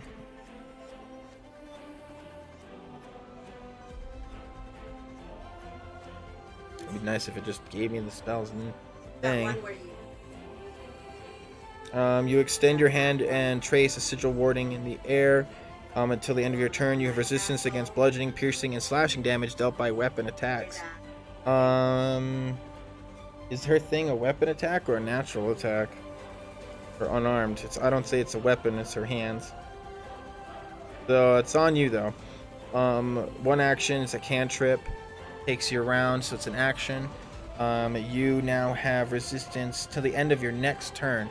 Till the end of your next turn, you have resistance on bludgeoning. As you cast, you grab the soldier's trinket on your neck, and you rub it, and you cast Blade Ward, and you have now resistance to bludgeoning, piercing, and slashing weapon attacks. And you attack towards, you shoot at the one calling the shots. You move past me a little bit, and you yell toward, or you shoot towards Noel. Go ahead and roll your attack. I got him. Ooh, Preston. All right. So I want you to roll a d6, Preston, right now. You passed your Constitution saving throw. Go ahead and roll a d6, and I will tell you what happens.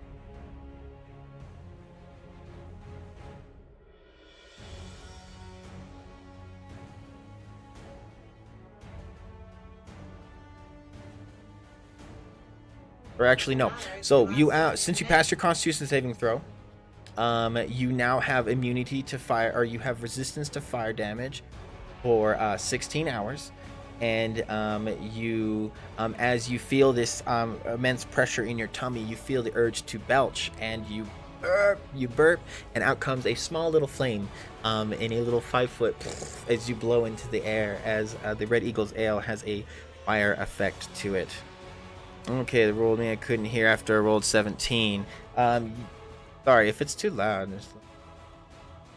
If you guys are not picking me up, then just let me know.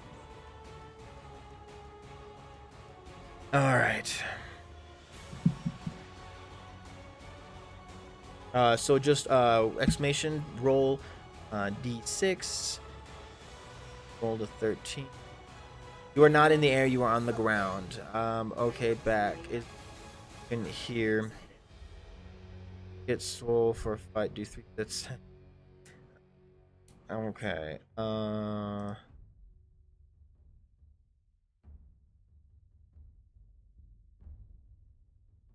Leaning on Skullface's roll. So he 13. So that's a hit. You're rolling your axe, I take it. Or you're shooting your Eldritch Blast. Okay, so you rolled your Eldritch Blast. You rolled a 4 plus your 5, 6, and 9. You move a little forward. You see the wing kind of flapping next to you, Skull, and you put your hand out, and you see the arcane black and green at the edge of Skull's hand. The flies towards the knoll, dealing Skull is a 3. 3 plus 7, so 7 damage to the guy. He is not looking too good. Okay, so with that is your turn. Pyro, we're up. Are you able to? Or is your phone working at all?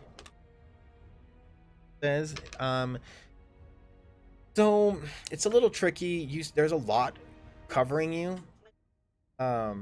Is it just still not working?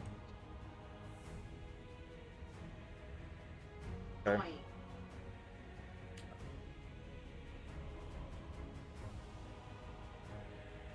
Hearing you. I got out of cell range. Oh, okay, cool. You rolled a 3, so you are immune to fire, or resistant to fire damage for the next 6 hours, and you just belched a small little fireball out into the air about a little 5 feet in front of you, as the effects of the spicy fire ale. Okay. So Pro Megra, she's can't really do the attack. I'm gonna have her hold her turn again, ready her action. What she's gonna do is she's gonna attack. She's gonna ready her action and attack when I remove the porta boulder. I'm gonna say it's command word for my turn. Touch or the service. Itch to.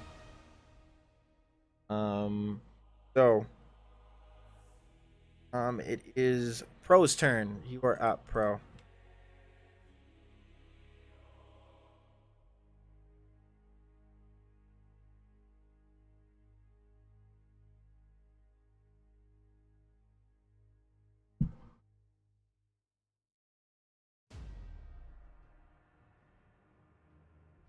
So you this drink comes from a specific root of a very mahogany or red colored tree to the northeastern area of our map.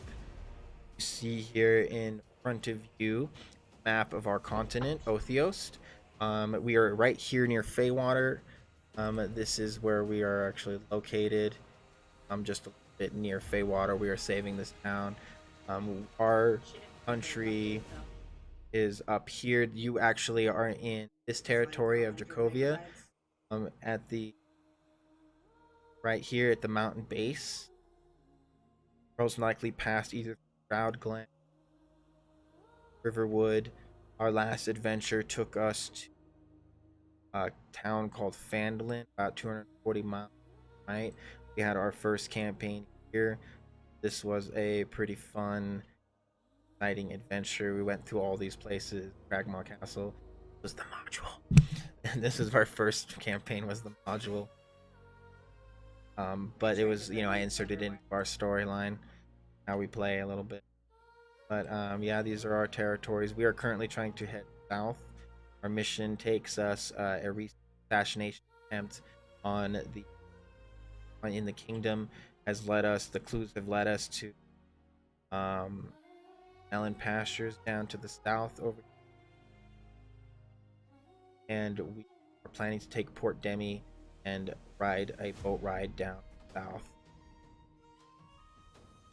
Possibility that, or we take the long back around, take us another day or two around this.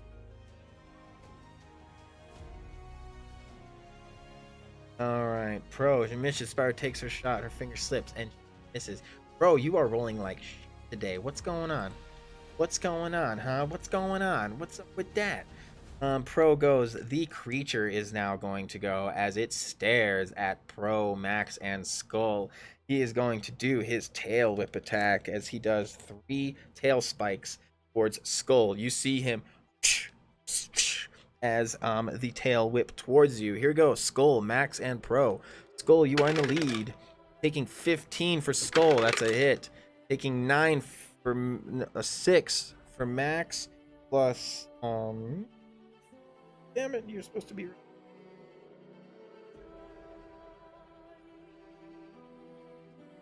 Plus 7, 6, 7, 8, 9, 10, 13. 13 is a miss. Pro, this is up to you.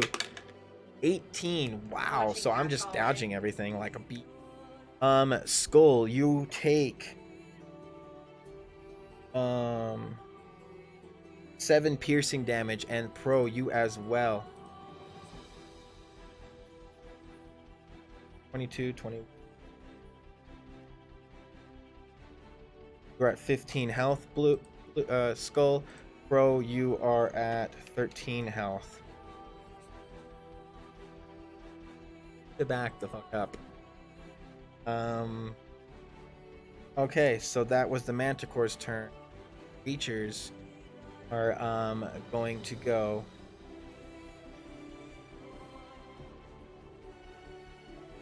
So this creature brings the Null leader seems to be barking orders to these two. They have 2 flames in their hands, 2 torches.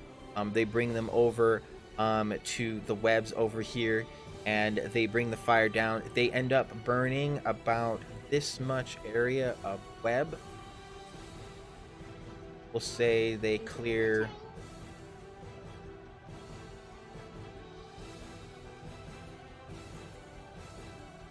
I will say they clear out about this much area as the webs take flame, and they kind of seem to stop a little bit before the 4 gnolls start to make their way. As they enter, they take the 2. Oh, they have to make. No, they know it's herding territory, and they're going to take it anyway. They know because they've seen it herding. So all 4 of them are going to move in.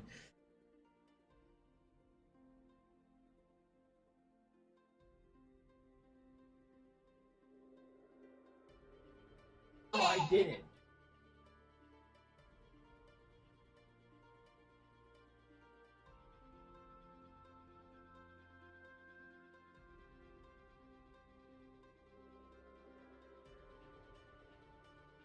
Change the password.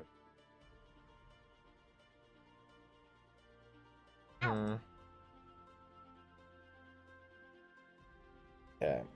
So what happened after I burped the fire? The maiden kind of chuckled, and she kind of clapped a little bit, and she said, you were able to take a little more than most, as you feel pretty good. The drunkenness is been about an hour, starting to feel pretty good still, as you are starting to eat a little more, and it's kind of sobering you up. But you are now resistant to fire for 16 hours, so any fire damage, go ahead, feel free to jump into the fire. You are resistant to fire damage for the 16 hours. So, my practice session, can we do a forced demo walkthrough? I'm hunting a creature like a vampire. Okay, yes, you did choose undead in your favorite company. I like that. I like that a lot. We do. I love it that you chose forest. That is something you can talk to about your DM about choosing oh, I chose desert, and we'll never go to desert. Like, you work with your DM on that, but I like to do that. You chose an enemy is like whatever it says. Like, you know, you get advantages, you get more damage. You know, with chosen creatures. I will, I will. I like that stuff with the chosen enemy. I think the ranger rebuild is better on our Unearthed Arcana Ranger is better because you get the extra damage. So these creatures are going to start taking their 2d4 damage for every 5 feet they move in it. 5, 10, 15, 5, 10, 15, 5, 10, 15. Here we go. So 5 damage. Each of them take 5 times. So we'll do the 3. So for each, so 5, 5, 6, 7, 8, 9. So 9. And 9, 10, 11, 12, 13. So they all take 13 damage. As so is this one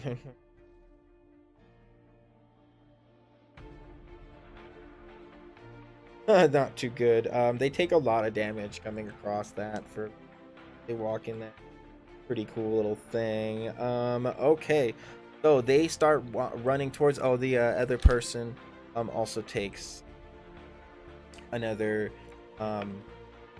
13 damage. So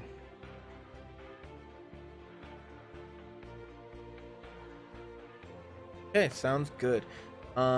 Next is going to be Maxi. Taking the damage. Throw. I do my bonus action and I say shrink bitch, and I come 5, 10. The portable shrinks. I put it back in my pocket. That is my bonus action. I will say I get 1 action to attack, and then I will move. I think we can. I yell to you guys. I think we can still hold him for a second, just 1 more round, and I go in for can I as second wind as a bonus action. So we'll do 1 attack. Roll 10 plus my 6, 16. I strike down onto the hand of the damn manticore or creature, and I deal 1 damage. Plus 3 is or plus 4 mother loving damage. I stab towards the feet. I kind of try to stay, and he pulls back and kind of slice a little bit. Skull, you are up.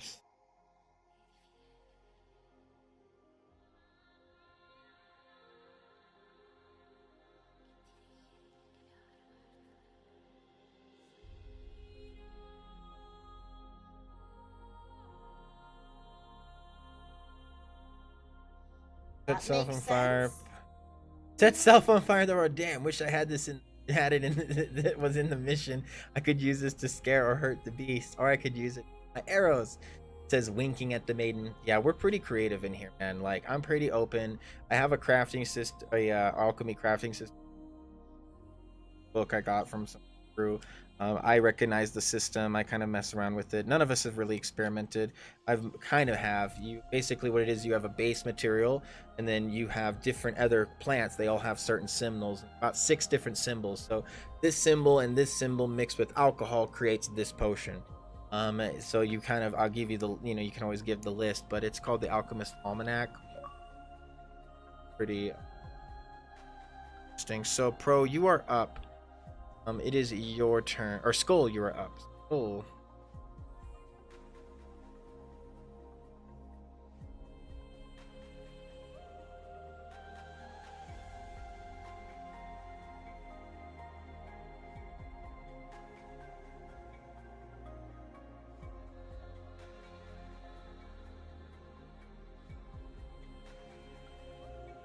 Bitch.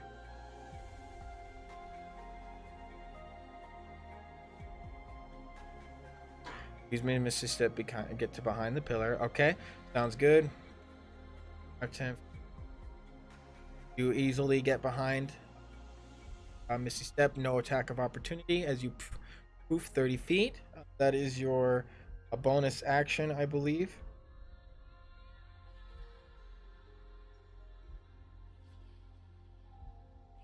Bonus action, teleport 30 feet. Sounds good. They'll have one action.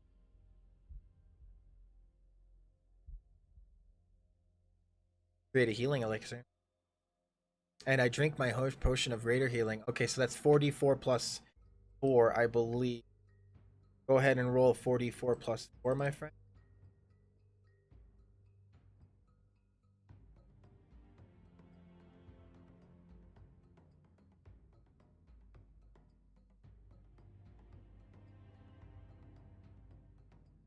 Love role playing. It makes me feel like I'm actually doing these things. That's what we like. So we started role playing on the channel before we started playing D&D, and I introduced D&D to the channel in a way for us to with our role playing.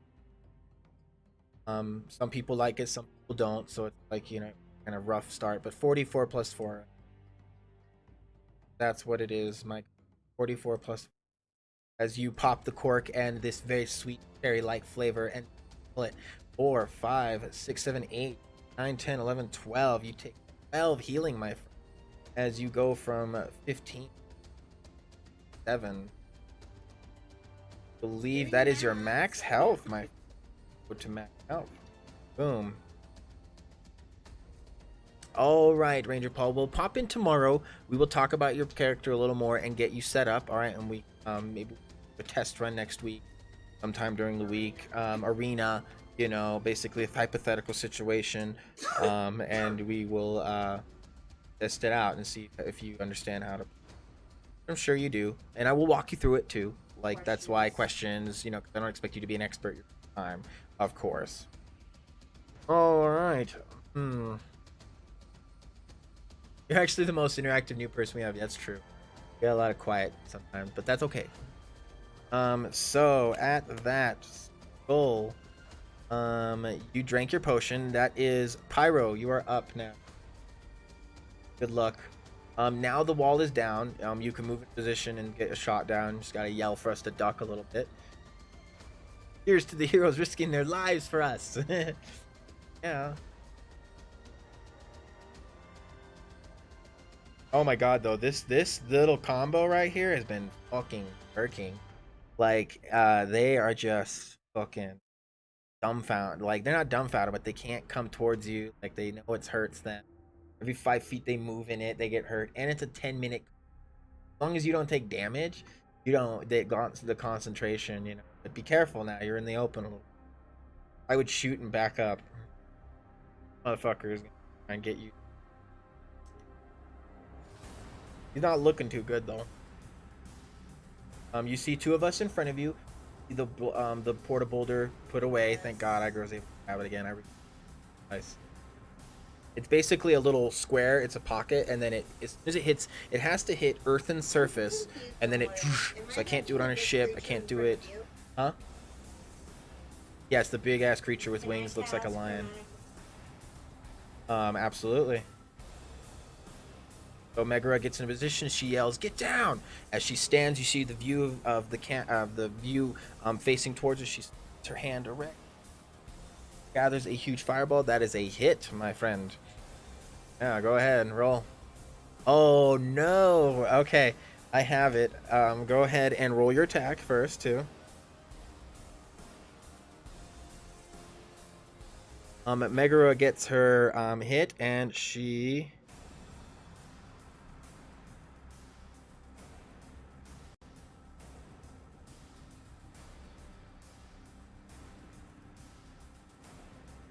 Okay, so you do the math for me while I look this up. So 2, 3, 8, 9, 10, 11. So 18. Did you want to re-roll anything? And what was the number you rolled for the other 100? So you rolled 4 for 100. Yeah, I got it. Yeah.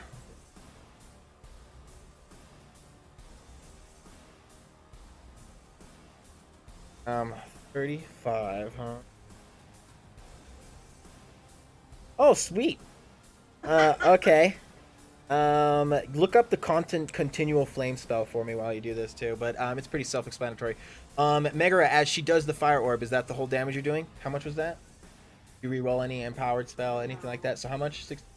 18 damage. Megara stands, and as she stands, you start to see another spark as the golden scales seem to kind of, and all of a sudden her hair all of a sudden ignites and it starts to rise up like pirate, and you see her hair now all of a sudden Megara is emitting dim light by 30 feet, and she now all her hair is flaming all of a sudden as some kind of effect takes place. At 16, 35. Yeah, well, it says it is like the effect of the, her hair is in the effect of like the continual. My phone just flew away, and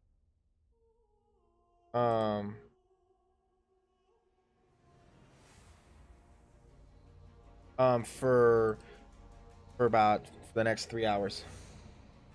Okay. All right, so the 16 damage. Okay. As the chromatic orb flies towards the creature, dealing 18 mother loving damage.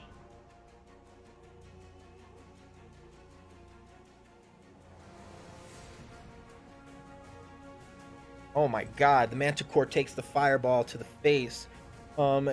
He is not looking good as the fire tries to take over. Skull being like, I will not hurt you, as all of a sudden everyone else keeps hurting him. Fuck that guy, Skull. Fuck that guy. There is no way this thing could be good. Cheers to risking their lives for us. Yay. Okay, so at that, bro, you are up. That did what it needed to do. Yeah, it's continual flame. Is it just, it goes for how long? What does it say? What is? So you get to do it until dismissed. You have your fire hair until you. But you basically are emanating fire from your hair right now, as your hair is fire. Pretty cool. I use my bow and use the arrows that wherever it lands, I travel to action. Then use my glaive of mortality to stab its head. Bow and use arrow that wherever it lands, I travel to. So that is an action to do that. Did you buy a teleportation arrow? Basically, you shoot it and you teleport to wherever it is. That is the action to do that, Pro. It is another action to do your glaive. Now, you can do that as a fighter and use your action surge if you like to do that. So I take it you do that. Surge.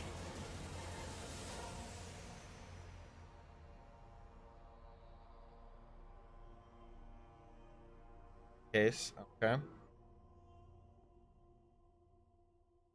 At Pro. Yes, 4 of them. No, it's not 4 of them, it's 1. So you only get 1 action surge a day. So you basically are using you bought 4 of them. Okay, so sweet. So Pro, you use the arrow wherever it lands, I travel to. So where do you want to do that to? Use my bow to use the arrow and wherever it travels to, and then I use my glaive of mortality. So what do you want to do first? Hang on.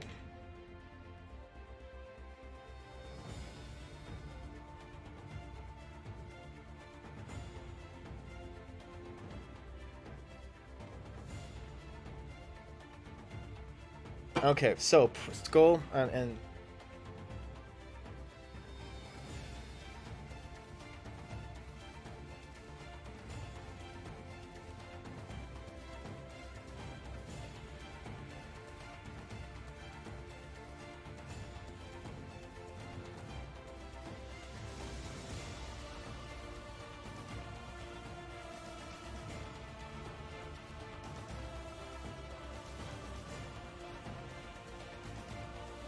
okay. Oh, that's a hit. Okay, first one hits. Ooh.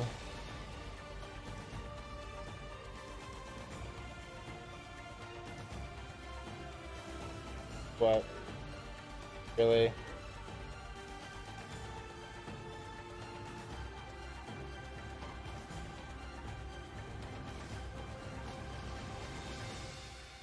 Okay, so Pro, she sees the Manticore. She gets her arrow ready. She pulls out one of these ethereal-looking teleportation arrows that she bought from one of the stores. She shoots towards the Manticore. It hits the Manticore in the backside of the wing. As it happens, you see her form turn white as she appears and reappears on the back of the Manticore.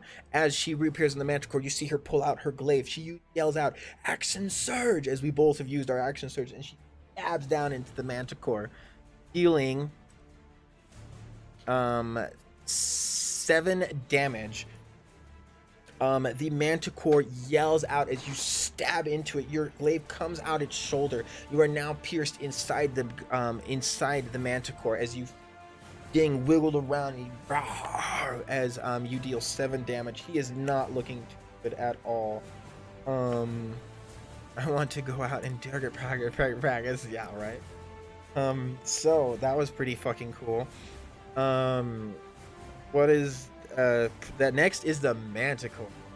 Manticore, since you are on the back of the Manticore, he is going to whip you with his tail twice and take a strike at Max. So let's go. Okay.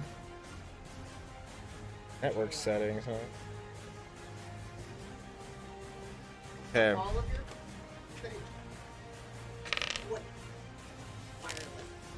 Here we go, pro. 2 tail strikes towards you. Don't fucking do. Okay, there it is. Okay. Tail spike 5. So are you gonna try and do that? So 17 hits. First one hits, pro. Second one is a 5, misses, and then the strike, or it does 3, so 1 more towards Mac. 7 plus 5, 8, 9, 10. So he misses. So he hits 1. One of them hits you, pro, as you see the tail strike in front of you as you're back, and it hits you in the back. You feel these spikes hit you as the tail kind of pierces you in the back, and then you see it throw 2 more spikes. You take 7 damage as you go down to 6 health. Oh no, pro. Oh. Okay. The creatures are going to go. They know now. They start and they take 2d4 for starting their turn in it. So all of them take 5 damage. 52, 51, 29, 28, yeah, 20. All right. Okay. And then it's like they are hurt and they are whimpering and they see the webs and they put down the torches and they burn a little more. They use their action to burn the torches and they burn another little level. With that though, they still don't want to move. This one uses another 5 feet out. This one moves another 5 feet out as well, as the pain hurts from it, taking 3 damage. Both of them take another 3 damage. This one, as it crawls out, it dies as it hits the floor, as the last bit of spike for movement kills it. This one fucking dies. This one takes another 5 damage. He is hurt, but he is not dead yet. Fucking limping though, as with that, or is in the way of, bro, you are on the back of the creature. These 2 gnolls, this green one is going to shoot towards you, pro. So here we go. Here we go, pro. This is an important hit. Oh, he rolls a 10. Plus 3, 13. Pro, all of a sudden you see an arrow just flies past your ears. It ting ting ting hits, and you look behind you as you are holding on, and you see past the tail. You see the gnolls as your focus draws, and the gnolls are shooting towards you. But the one missed. The other 2 are this gnoll and this gnoll are going to shoot towards you too. One rolling a 3. And the other one rolling another 10. These 2 rolls, as you kind of see the gnolls coming, you see them draw and knock, and you try to dodge in the last second. Shoot, 2 more arrows fly past you, or you're on the back of this motherfucking manticore. The tail's swiping. We're in a fucking cave fight. Shit's going crazy. It is a crazy fucking fight. Maxie is going to go next. I look towards you, pro, and I go, just stay on him. I'm gonna gonna strike for his neck, and I roll my attack. 2 strikes. I roll a 19, and I roll a 15. Motherfucker, yeah. I come in. I'm gonna roll my 2 other dice, my square ones. Come on, a 4 plus 3 is 7. 3 plus 4 is 4, 7, 8, 11 damage. Oh shit! I come up and I run up to the manticore and I fucking shove one of my swords into its into the bottom. You see it kind of pierce through the side, and then I grab another sword and I pierce through the side of the other skull of the manticore, creating a X, and the manticore and just drops to the floor as this creature is no more. And you feel him drop to the floor behind you. Gnolls are just, they kind of dead stop. You see them kind of and they just kind of stop chirping all of a sudden as the manticore drops to the ground, and just kind of hear the breath escape from the creature as it hits the ground. Skull, you are up. Picture doesn't work? Okay.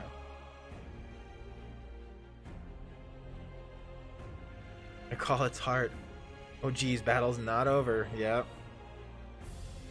I'm gonna go do proximate. So, outside, you go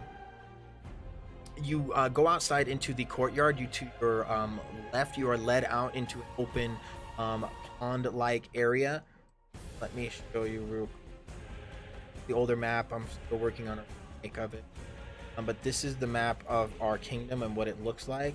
We are close to a mountain range. A waterfall goes to the right of the castle, small stream river heading south. This is our castle. This is our small town. It is growing, so I'm kind of eating it. There, you know, where we were for some of the shops and stalls, but you are currently in this courtyard. You see a tree just on the other side of pond in front of you.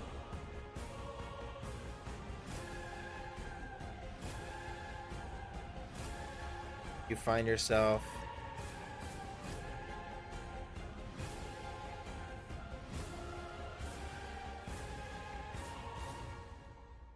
yeah.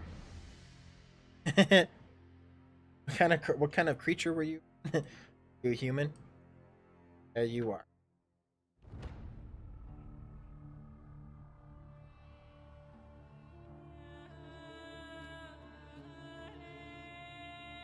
Okay, guys.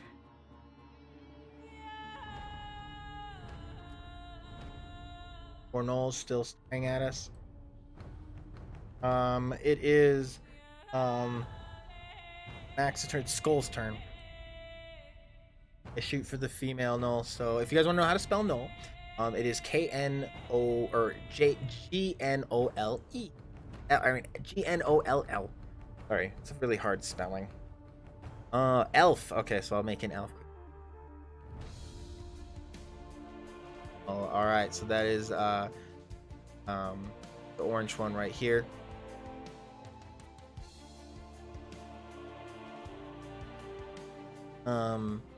Go ahead and roll your attack.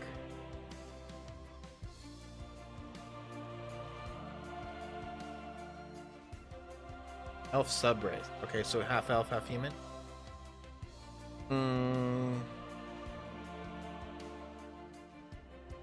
Side. Go ahead and roll your attack, Skull.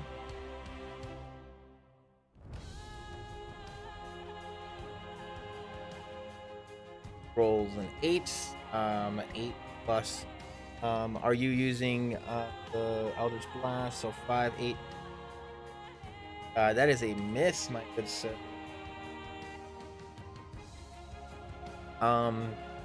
As you reach out and you you see the rest of the gnolls standing, you shoot your Eldritch Blast out, and you miss, and it flies right past the other two. They kind of don't. Megs, you are up. Good luck. You see a bunch of gnolls on the other side. Dead manticore lay in front of you. The gnolls having some trouble getting through this.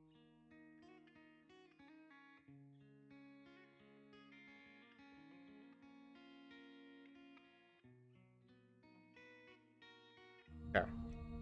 Gonna attack. Roll d8. Okay, roll 20. There's this green one. There is the female that we were trying to shoot. 8. Okay, 8. What's your plus? 5, 8, 9, 13. Don't worry, Pro has been rolling horrible today. Can't see. Yeah, Megan's having problems. Her camera, the video is not working. That works. So Megara gets her bow out too, and she shoots past you, Pro, as you sit on the back of the limp creature. You see an arrow fly past you and fly past the manticores, and she can kind of, God damn it. Pro, you are up.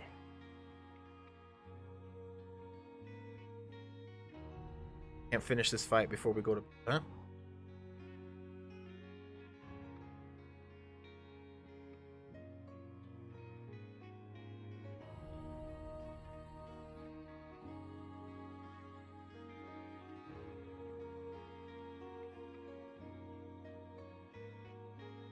Yes, you can use your second wind to heal. Absolutely, yes. Oh, 1d plus.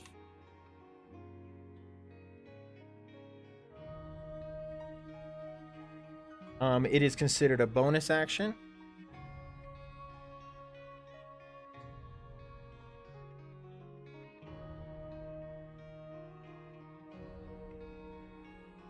Roll a 9, 13. Pro, you heal for 13 health as you concentrate and you kind of see the dead creature in front of you. This inspires you and you feel, and you all of a sudden this green light emanates from you in a 5-foot radius around you as you heal yourself for 13. 19 health. Good. Very good. All right. You still have an attack if you like. I shoot with my bow. Turn around.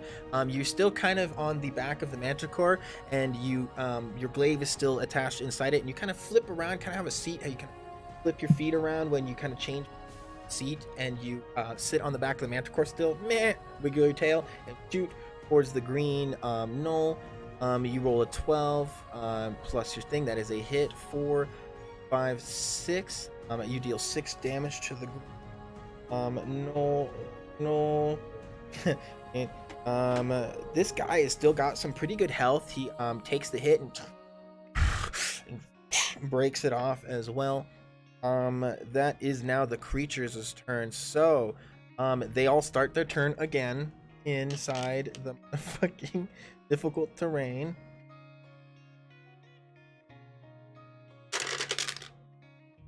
Or 5. Okay, so they all take 5 damage. This one dies. This fucking just dies, flops in the ground as he takes one step. He just flops to the ground. The orange one also takes another 5 damage.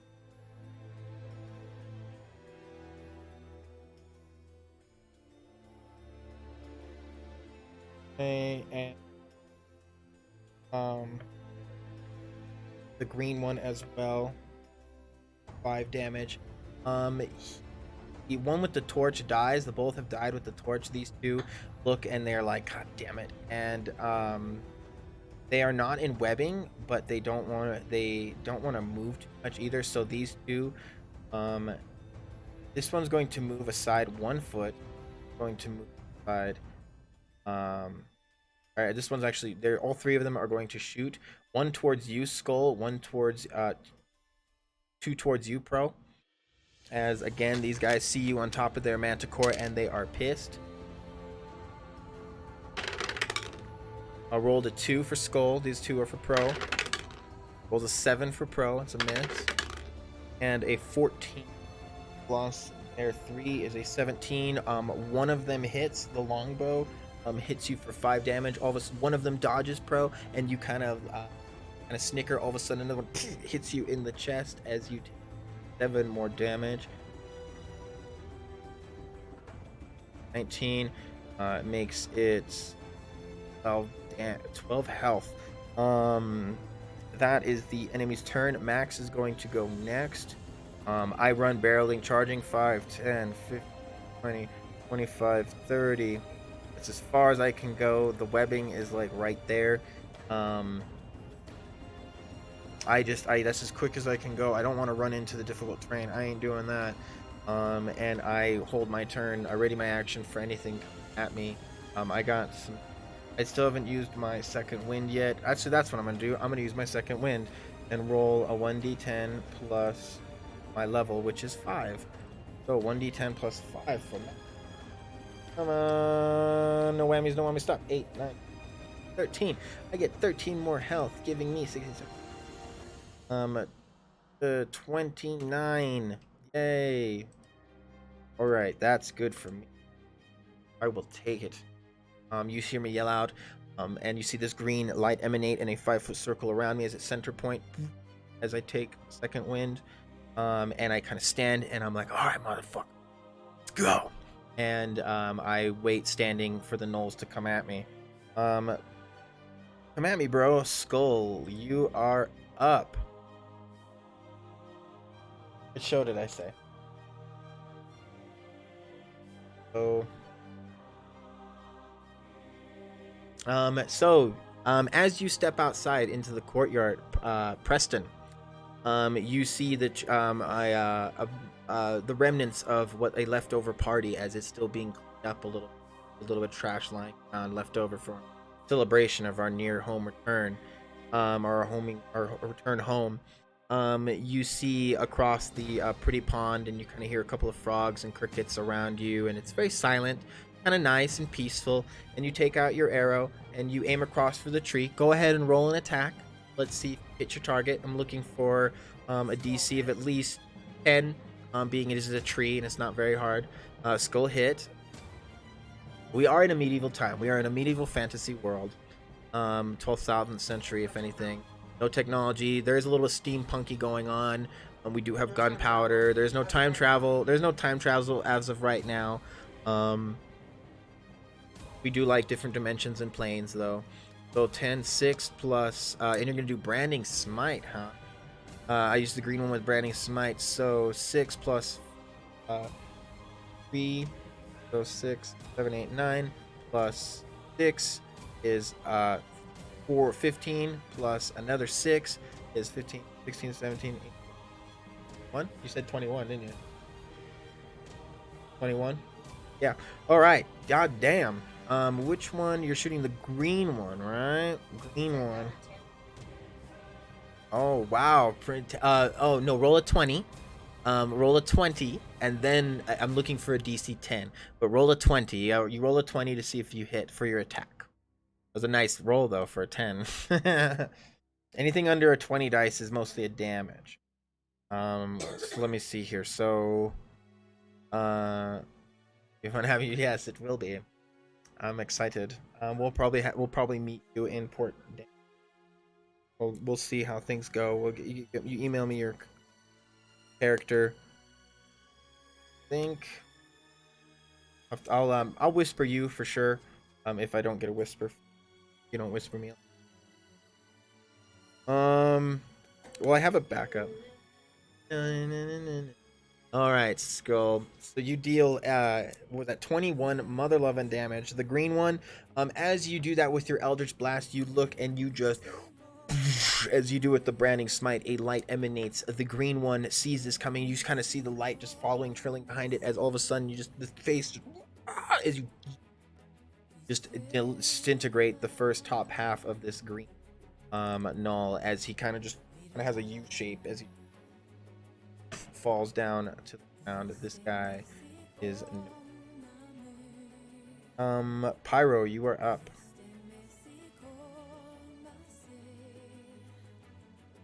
Can't say anything. So yes, he did. There's the orange one still, though.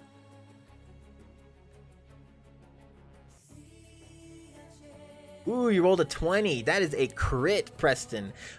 You shoot that arrow, and not only do you shoot one, you kind of pull one out a second time, and you shoot again, and you split the first arrow in half. And you look kind of around, and you're like, did anybody notice? Go ahead and make a perception check. Go ahead and roll another 20 and add your perception. All right, that's a hit, baby. The orange one sitting in front. 7, 2d10, right? 2d10. Are you doing the fire, or are you? Okay, that's a d8, right? Yeah. You rolled a 20. Whoa. Wait a minute. She gifted you a sub? How did that work? Oh, you did. Okay, I don't know why I saw her say that. It was weird. It was pro. Weird. Yeah, ignore me.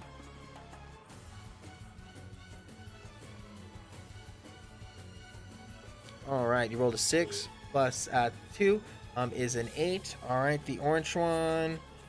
Oh, yep. Okay. As you shoot that arrow, it flies past Max. It flies past the dead body of Manticore and Spyra sitting on, and just straight up hits this one in the eye, and it falls to the ground. This guy is dead too. There is one null left.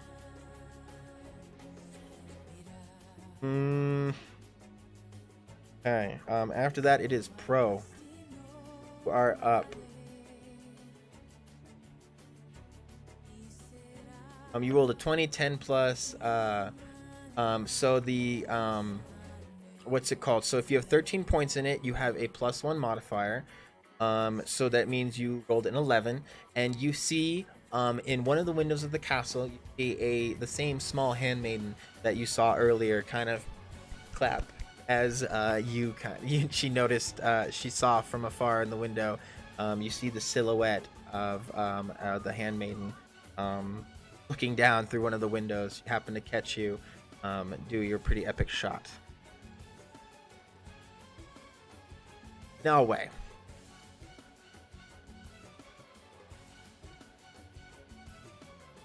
So it's really confusing to me. That the hardest part was the point system, because I even messed up on it after I thought I understood it. So it's like you have your standard array, you know, and you have 15, 14, 13, 12. You choose which one, and then you have 13 points in it, or 14 points, whatever many points. And for every point above 10, so for every 2 points above the number 10 in the score, adds a +1 on the dice. So 13 points is not, 14, so it's only 3, so we round down, so it gets a 2. So it's a +1 modifier. You could add 1 your wisdom. Being a ranger, you would probably want to invest in wisdom and in dexterity, because your spellcasting modifier, your spellcasting ability, comes from your wisdom. So I would invest hardcore in your wisdom and your dex, because you're an archer. So high dex, high wisdom, you will be very powerful. You kind of, she can't really hear, she's very far. She's up in the, but you look up to her, and you kind of see her, that the motion of her clapping. You can't really hear it, but you well, you are an elf and you do have big ears, you might have heard it. But you kind of do one of these bows as the view from afar. It's kind of like that Romeo and Juliet, like you far down and you're in the court, and you kind of take a bow, and you smile. Ooh, I want more. Nice, trust me. Okay, so yeah, the point system was the hardest thing for creating a character. We had pro. I hop up off my bow and hit the null in the throat. I'd use my bow, and you rolled a 6. That, and her finger slips. This null is going to go next. He's still pretty hardy, so he's going to walk up here and enter into 5. And it's now he rolls a restrain. It's just fucking stupid. So he takes the 2d4 or twice. As he gnarls and he comes running at you, ravaging. 8 plus 6, 8, 14. Did he? And then let's see if he gets restrained. He rolls a 16. He is not restrained. But he will have to try again when he turn again. Use his action. He takes the damage and coming gnarling at us. He takes 13 damage. Not looking too good though, but he's still healthy. At that skull, you are up. You have one null left, and it is 10:52. So we will try and. Yeah. Aw, pro. Just cheered 41 biddies. Aw, thank you so much. You've been too nice. You've been throwing us a lot of biddy love. Hey.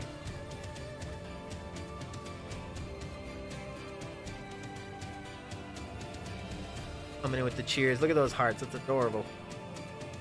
Things are hilarious looking.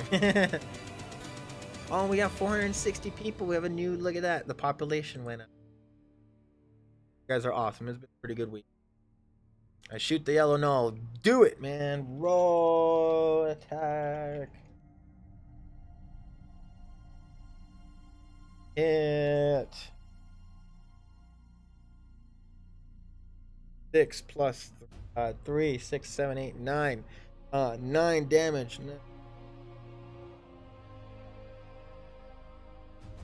Okay, he is not doing too good. All right. So with that skull, he gets his Eldritch Blast ready. He moves up. You see him walk on one of the wings of the creature, and he stands next to Max. And he looks towards Max. You see you looking towards Max in focus. Skull comes into the side, and you see him. His Eldritch Blast as the green black arcane energy flies towards the null, dealing a bunch of damage. So Pyro, you are up. Got about one more shot. I'm gonna roll fireball. In a position a little bit, get a little closer, shoot your arrow. You can shoot your arrow. Tell us to duck.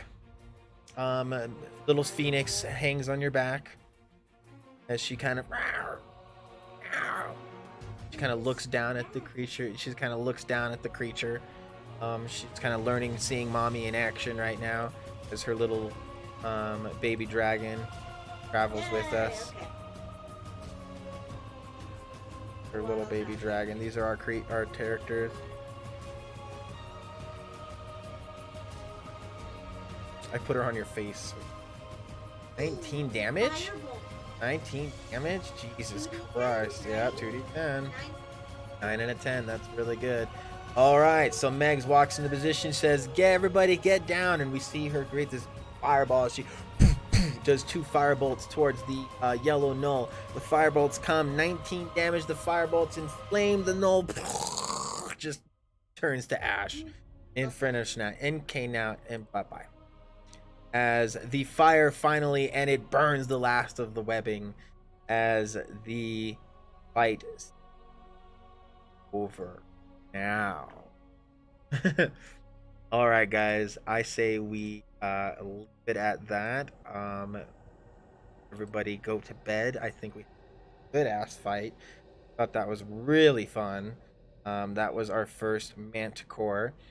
That plan was great. Skull, Megs, good plan, good idea. That was fucking awesome. Didn't think that was gonna happen. I had no idea. I had to kind of adapt to it and figure out how these creatures are gonna do. And this was a lot of fun. I thought this was badass little. No, I cursed my glaive of mortality and cut the line in its tail. We'll continue all those nature checks and everything, and pieces, and we can definitely, you guys can definitely harvest Manticore if you guys like, and we can mess around with some alchemy and stuff. I'm curious, love that stuff. But good fight, everybody. I will be on tomorrow, so Preston, Ranger Paul, if you guys want to go through over D&D a little bit, refresh your course, free to ask, or I I don't mind teaching you guys a little bit. I'm still learning myself. I don't, I still have a lot to learn. I want to harvest. No, save your rolls for next time. You're rolling like shit. Why would you want to roll that today? I wouldn't want to roll that crap today. Not the way you've been rolling. Watch, go ahead and roll one nature check right now. I'll count it.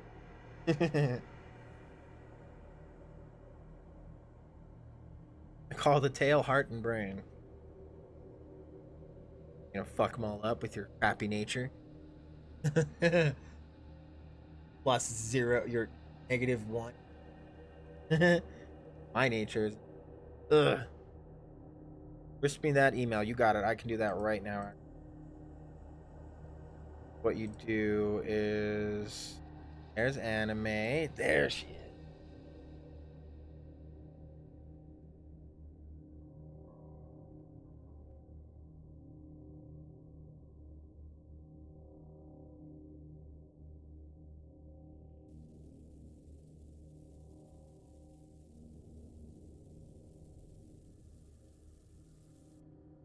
Quick. There you go. Hang on, Preston. Let me give you a little follow, my friend.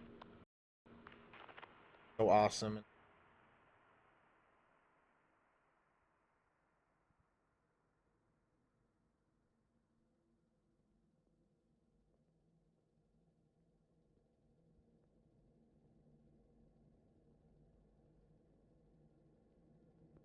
Woohoo.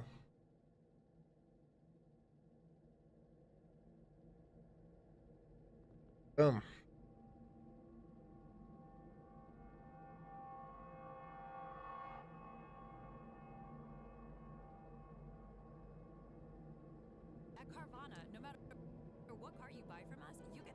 See, you rolled the crap.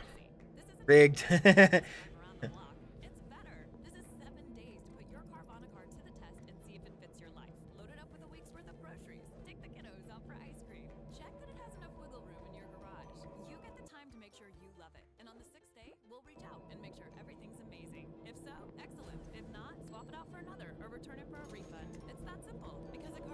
Oh, it's the bitch. Preston. Thingy. Okay, guys. Well, I will let you guys go. You guys have a good night. So much for playing. I am exhausted. It's funny, we didn't even get into any of the stuff that I was prepping this time, so that's good. Means we have more than enough content for a while. But we're gonna take the 2-week break too. We're gonna take the 2-week break. We can play in the fighting arena next week. But it's also just a little more to I can get a couple more details done, and then we will hit this thing head on. There's a lot of little things I need to do side, but thank you guys so much for hanging out with me. Anime Preston, welcome you as Kingdom. See you guys in my travels. All right, you guys all get some good sleep tomorrow. All right.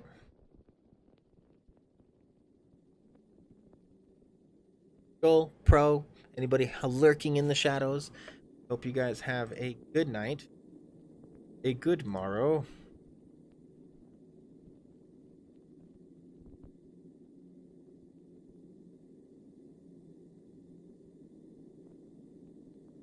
I will see you later, okay?